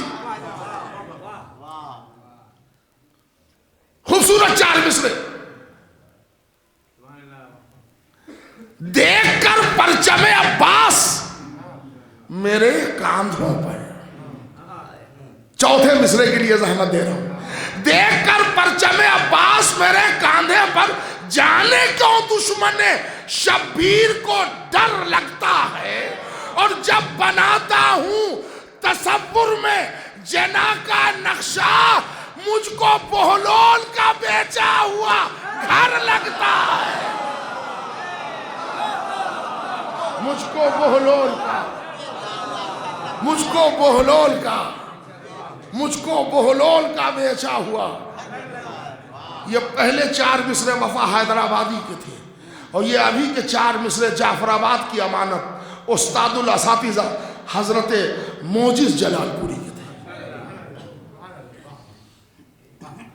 کیا خوبصورت شعر، کچھ مول اگر چاہیے انمول سے ملیے، کردار کی چاہت ہو تو بے جھول سے ملیے، کچھ اور ہی شے مانگیے دربار علی سے، جنت میں جو گھر چاہیے بہلول سے ملیے۔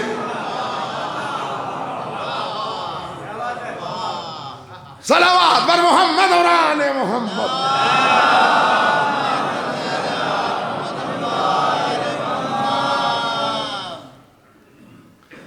بہلول، زبیدہ کیا بنا رہے؟ جنت میں گھر بیچو گے؟ کس لیے بنا رہا؟ 100 دینار دیا، پوٹلی لے لی۔ بہلول بھائی، یہ جنت تو تم نے بیچ دیا، مگر کوئی کاغذ، ملکیت جب خریدی جاتی ہے، گھر خرید رہا ہوں، خرید رہی ہوں، کوئی کاغذ، کوئی ریٹیل؟ کہلے ہاں وہ ہے۔ کیا ہے؟ مصرے سنیے۔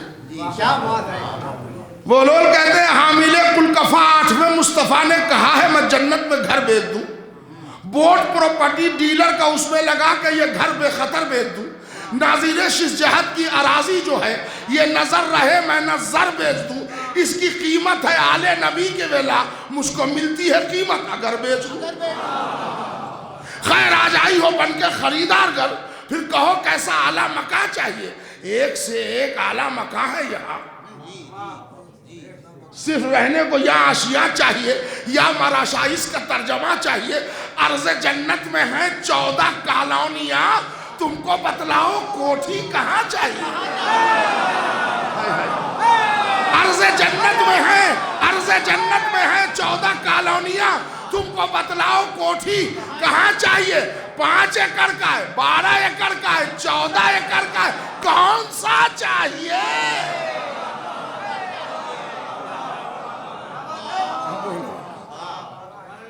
ہمارے 7ویں امام کی سند مل گئی، ٹھیک ہے بہلول، اب کاغذ نہیں چاہیے، مگر بہلول ایک بات برا نہیں مانو گے؟ نہیں، پوچھوں؟ پوچھو۔ کہ ہم نے یہ سنا ہے جنت میں چیک پوسٹ ہوگا، فرشتے حساب کتاب کر رہے ہیں، تو ہم انٹر کیسے کریں گے؟ بھائی ایمان کے سمندر میں ڈوب کے بند سنیے۔ بہلول کہتے ہیں ہاں وہ تو وادی خلد میں ایک چیک پوسٹ ہے، وہ تو وادی خلد میں ایک چیک پوسٹ ہے جس کے دستے کا جبریل نگران ہے، ہر مسافر کو رکنا پڑے گا وہاں، کیونکہ آئین و منشور یزدان ہے۔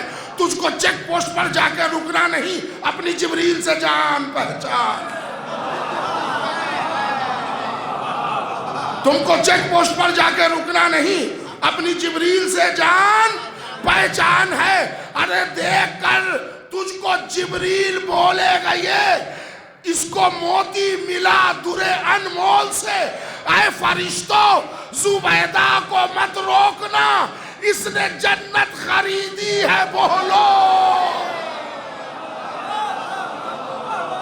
اس نے جنت خریدی ہے بہلول سے۔ بھائی بہلول بہت شکریہ تمہارا، مگر ایک بات اور رہ گئی، ڈر ہے کہیں تم غصہ نہ ہو۔ نہیں پوچھو۔ کہا کہ اس محشر کی بھیڑ میں کیسے پہچانوں گا میرا والا گھر کدھر ہے، لیفٹ میں ہے رائٹ میں ہے؟ وہ لوگ کہتے ہیں فکر نہ کر، تیرے گھر پر لکھا ہوگا بیت زبیدہ، تو پہچان لے گی نہ تحریر سے۔ تیرے گھر پر لکھا ہوگا بیت زبیدہ تو پہچان لے گی نہ تحریر سے۔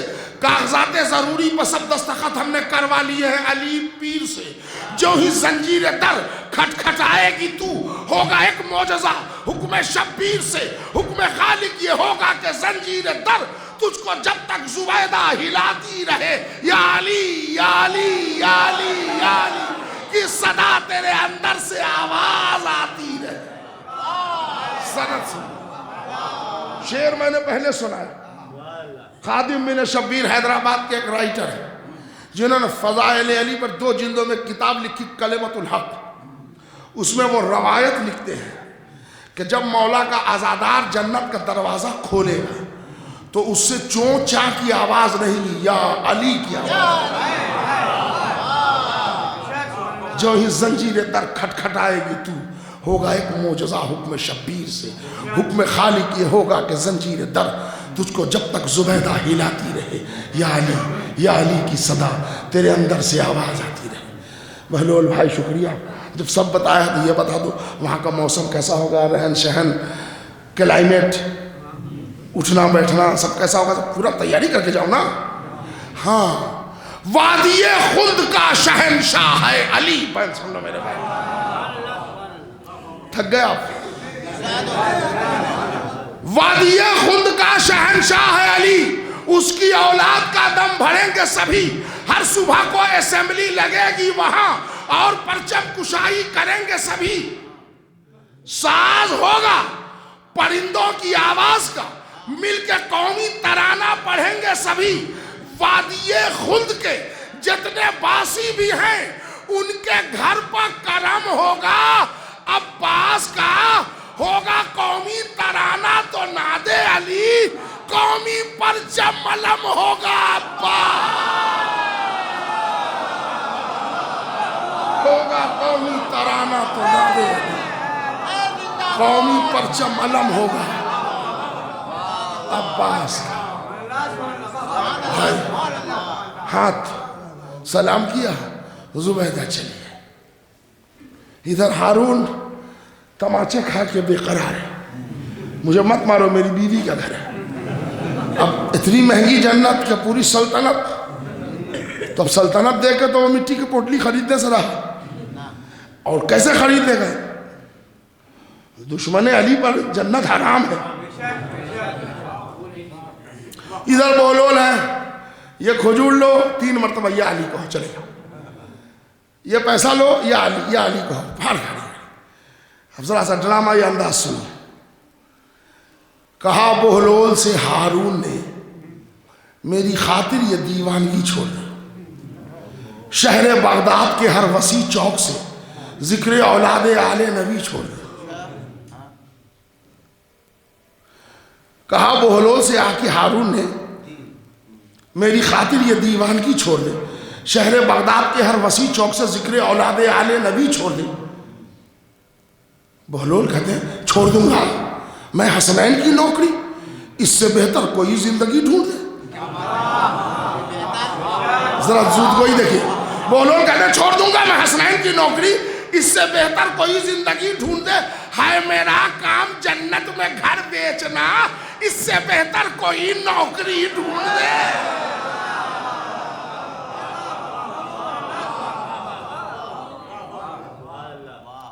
ہے میرا کام جنت میں گھر بیچنا, اس سے بہتر کوئی. عاجز ہو گیا بہلول. ہارون یہ نہیں ماننے کا, غصہ گیا بہلول. ہارون غصہ گیا. بند سنیے, سن کے دیوانہ مرتضیٰ کا سخن, سن کے دیوانہ مرتضیٰ کا سخن آ کے غصے میں کہنے لگا, بے ادب, ہر گھڑی ہر گلی کر کے ذکر علی, کیوں میرا دل جلاتا ہے تو بے سبب؟ اس سے اچھا ہے مر جا, نہ ہوگا نہ یوں ہی کر سکے گا روز و شب. اتنا سنتے ہی بہلول مرنے لگا اور گرتے ہی بولا, تو نے کب روز کرنی ہے فرمائشیں, آج تو کہہ رہا ہے تو لے مر گیا. اب بہلول دیوانہ تو تھے ہی, ہاتھ پاؤں سیدھا کر کے لیٹ گیا. اب وہ نبض پر ہاتھ رکھ رہا, ہائے ہائے یہ کیا ہوا, یہ تو مر گیا. یا اللہ, جلدی سے اس نے اپنی چادر اتاری بہلول کے لاش پر. یا اللہ, اب ہم کیا منہ دکھائیں گے, پوری عوام تو کہے گی اس دیوانوں کو مار دیا اس نے, میں نے کہا یہ مر گیا. تو اس نے فوراً اپنے باڈی گارڈ سے کہا, بھائی جا ڈاکٹر بلا کے لا, طبیب بلا کے لا, تو کیا کر. فوراً گئے, بکسا لیے وہ طبیب آ گئے. تو طبیب آتے ہی انجیکشن تھوڑی لگاتے, پہلے کیفیت پوچھتے کیا ہوا, ہے نا. پوچھا ہاں ہوا کیا, تو اب بہلول کیفیت بیان کرتا ہے. ابھی بولا تھا, ابھی بیٹھا تھا, ابھی سویا تھا, سوتے ہی بے جان کیسے ہوا, دل پریشان ہے, عقل حیران ہے, یہ عجب مرگ انسان کیسے ہوا, نہ کہیں سے گرا نہ کہیں سے کٹا, اس کے مرنے کا سامان کیسے ہوا. تو طبیب کہتا, تو نے جیسے کہا. طبیب کہتا, تو نے جیسے کہا, گر یہ ویسے مرا تو مرنے والے کی پھر قدر و قیمت بھی ہے, اس کی اللہ کے نزدیک عزت بھی ہے, ملک الموت سے واقفیت بھی ہے.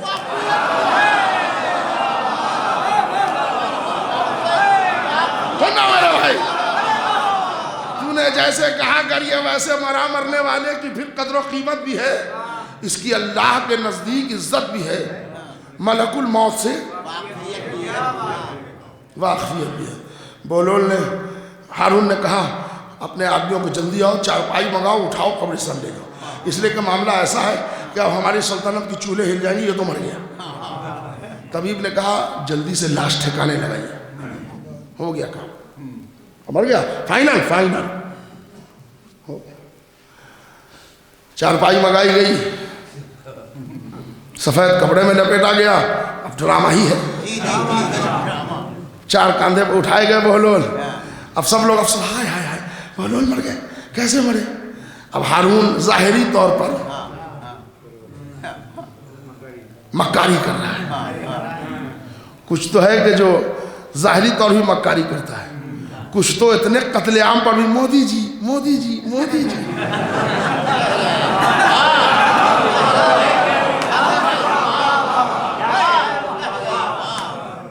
کمال ہے, تھوڑی سی غیرت ہونی چاہیے.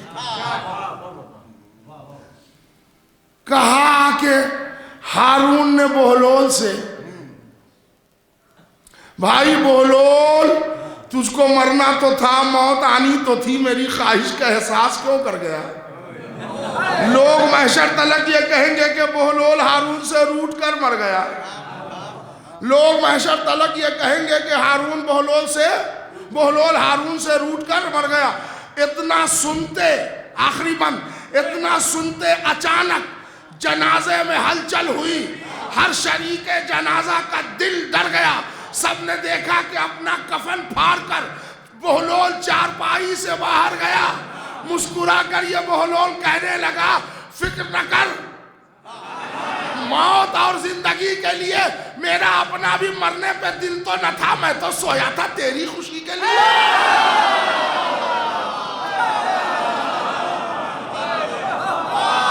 میرا مرنے پہ اپنا بھی دل تو نہ تھا, میں تو سویا تھا تیری خوشی کے لیے. اب جو بولو ہیں تڑپ گئے. بولو تو مرا کیسے, پھر جیا کیسے؟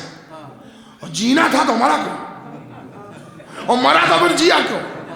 آخری بند کلائمیکس.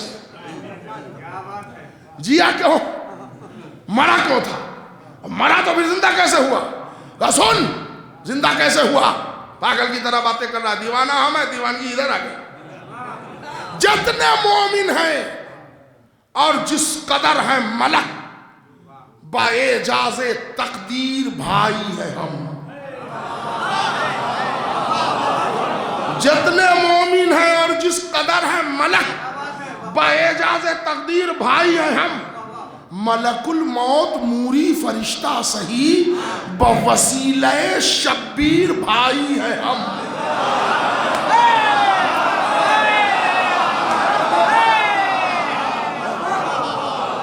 جتنے مومن ہیں اور جس قدر ہے ملک, باعجاز تقدیر بھائی ہیں ہم. ملک الموت موری فرشتہ سہی, بوسیلہ شبیر بھائی ہیں ہم.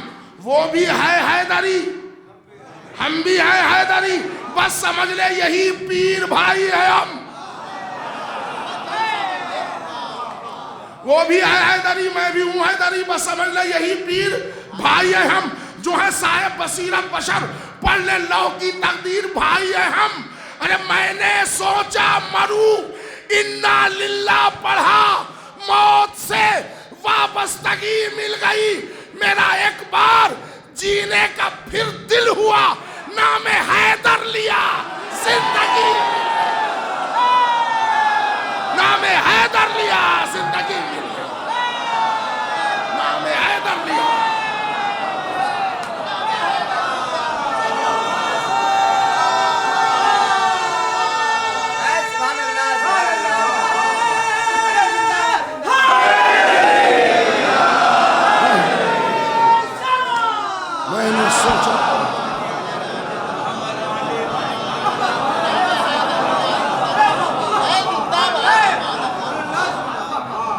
میں نے سوچا مروں, انا للہ پڑھا, موت سے مجھ کو وابستگی مل گئی.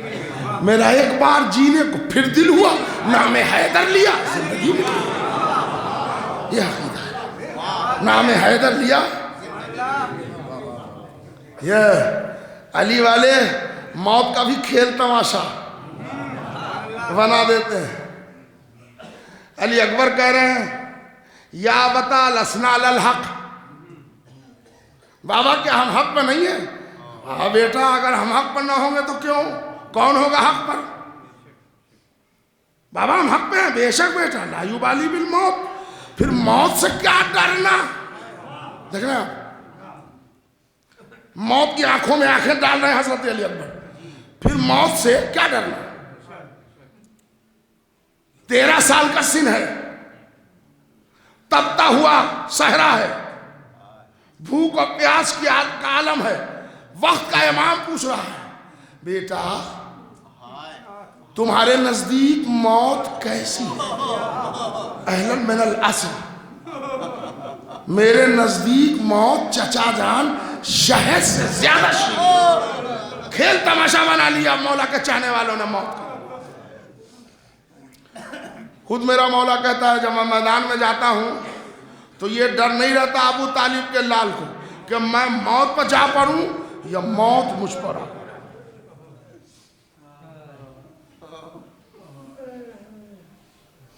موت تو چچا ہے, شہد سے زیادہ شیریں میرے لیے. بس میرے عزیزوں, آج 15-20 منٹ میں نے آپ کا اپنے وقت سے زیادہ لے لیا. انشاءاللہ اس کا اجر عظیم بی بی فاطمہ آپ کو عطا کرے. موسم کی خرابی کے بعد بھی آپ لوگ آئے. ایک جملہ یہاں پر بات آ کے رکی تو میں چاہوں گا اسی شہزادے کا ذکر کروں. دیکھیے, ہم لوگ مجلس حسین پڑھنے پوری دنیا میں جاتے ہیں, اور میں سچ منبر سے کہہ رہا ہوں کہ میں نے جہاں جہاں وزٹ کیا وہاں سارے روضے دیکھے. پورے ہندوستان میں ایک جگہ ہے جلال پور جہاں روضہ قاسم دیکھا. آندھرا پردیش میں امام بارہ قاسم ہے، عاشور خانہ قاسم ہے، روضہ قاسم. یہاں کے مرد عورت خصوصی مداح ہے جناب قاسم ابن حسن.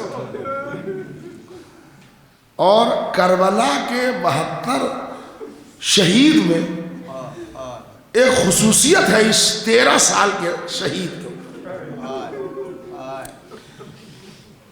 کربلا میں 2 جسم پر گھوڑے دوڑے،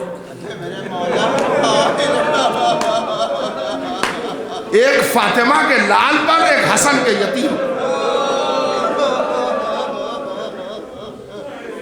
فرق سنیے، فاطمہ کے لال پر جب گھوڑے دوڑائے گئے تو سر تن سے جدا کر دیا گیا. حسن کے یتیم پر جب گھوڑے دوڑے تو حسن زندہ تھا.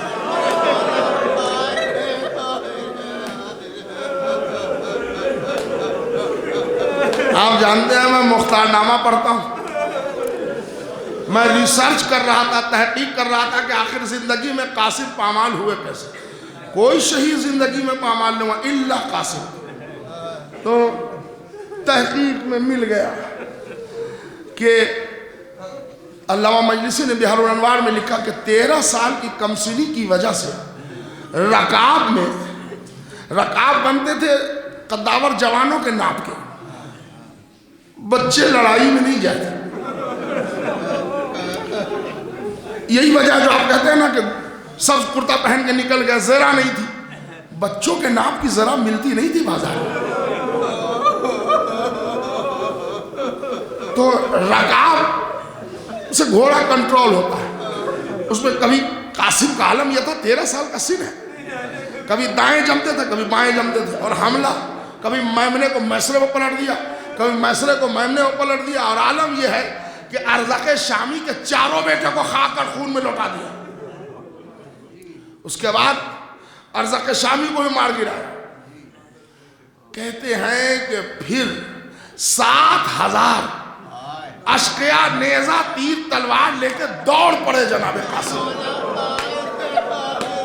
جناب قاسم حملے کا جواب تو دیتے رہے، مگر اس بھیڑ میں یہ ہوا کہ پیہم رد و بدل سے جناب قاسم کے جوتے کا تسمہ ڈھیلا ہو گیا. ایک جگہ جناب قاسم نے پاؤں نکال کے ذرا جھک کے چاہا کہ جوتا باندھ لے. عمر ابن ماد نے جھکی ہوئی کمر دیکھ کے اب جو پشت پر گرز مارا، حسن کے یتیم کی ریڑھ کی ہڈی ٹوٹ. ازادارو، جس کے ریڑھ کی ہڈی ٹوٹ جائے وہ حرکت نہیں کر سکتا. ادھر حسین نے حملہ کر دیا قاتل قاسم پر.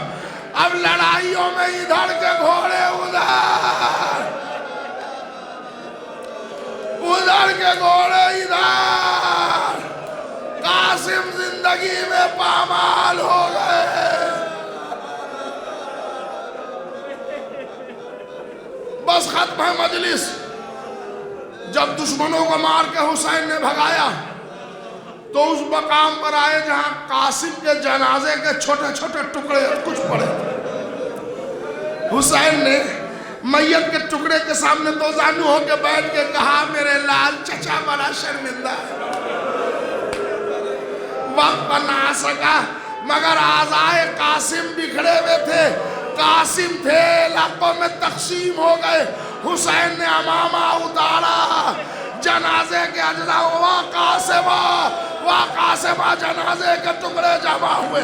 حسین نے گٹھڑی بنائی، انا للہ و انا الیہ راجعون پڑھتے ہوئے خیمے میں آ گئے. بیویاں پچھاڑے زینب کو مشکل.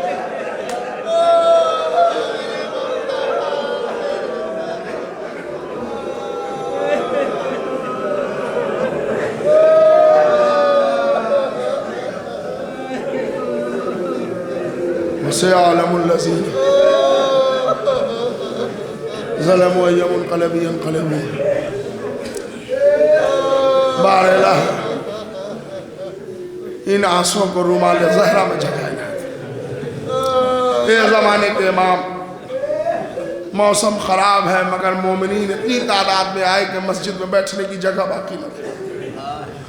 مولا ہم سب کا مقدر بدل جائے اگر ہم سب کی آمد کو آپ قبول فرما لیجیے، اس خدمت عزا کو قبول فرما لیجیے۔ میرے اللہ محمد اور آل محمد کے صدقے میں تیری بارگاہ میں دعا ہے، اس مجلس میں جتنے بھی مومن مومنات، بچے بوڑھے جوان مرد عورت آئے، تمام آنے والوں کی نیک تمناؤں کو پورا فرما، ان کی جھولی مراد کو بھر دے۔ اے میرے اللہ تمام علماء، خطبہ، شعراء اہل بیت، ذاکرین کرام، نوحہ خاں، مدح خاں، مرثیہ خاں، سوز خاں، ماتمدار، ایک ایک عزادار کی حفاظت فرما، تمام مراجع کرام کی حفاظت فرما، خصوصاً آقائے سیستانی کو طول عمر عطا فرما۔ میرے دوست، میرے عزیزوں، ایک سب دعا ہم لوگ مل جل کے کریں کہ ایران کے سلسلے سے پوری دنیا اس کے دشمن ہو رہی ہے، اس کے دشمنوں کو نیست و نابود فرما، مملکت اسلامیہ ایران کی حفاظت فرما، ہمارے علماء اعظام کی حفاظت فرما، روضہائے مقدس کی حفاظت فرما۔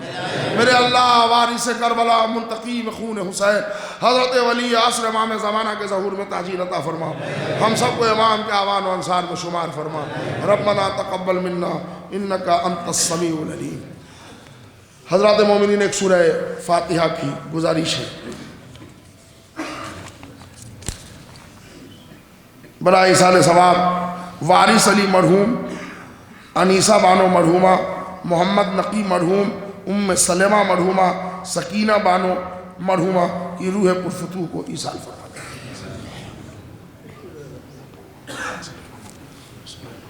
الحمدللہ رب العالمین۔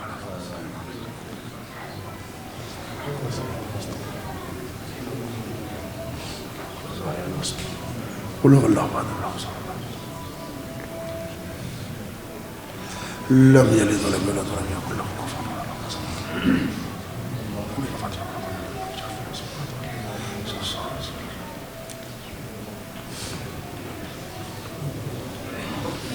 وجل لنا فرجهم مولانا صاحب العصر والزمان۔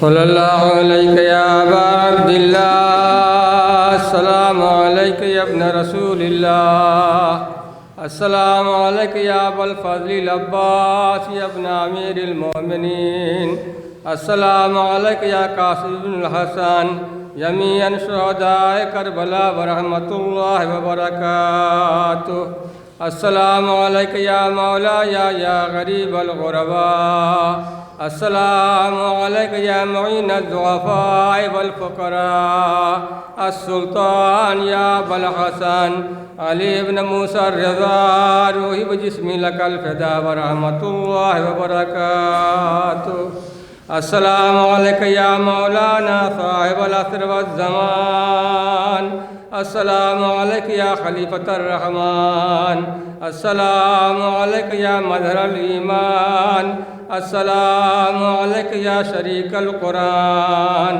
السلام علیکم یا امام الانس والجان، عجل اللہ تعالی فرجک وسهل اللہ تعالی مخرجک وظہورک وجعلنا من انصارک واعوانک ورحمۃ اللہ وبرکاتہ۔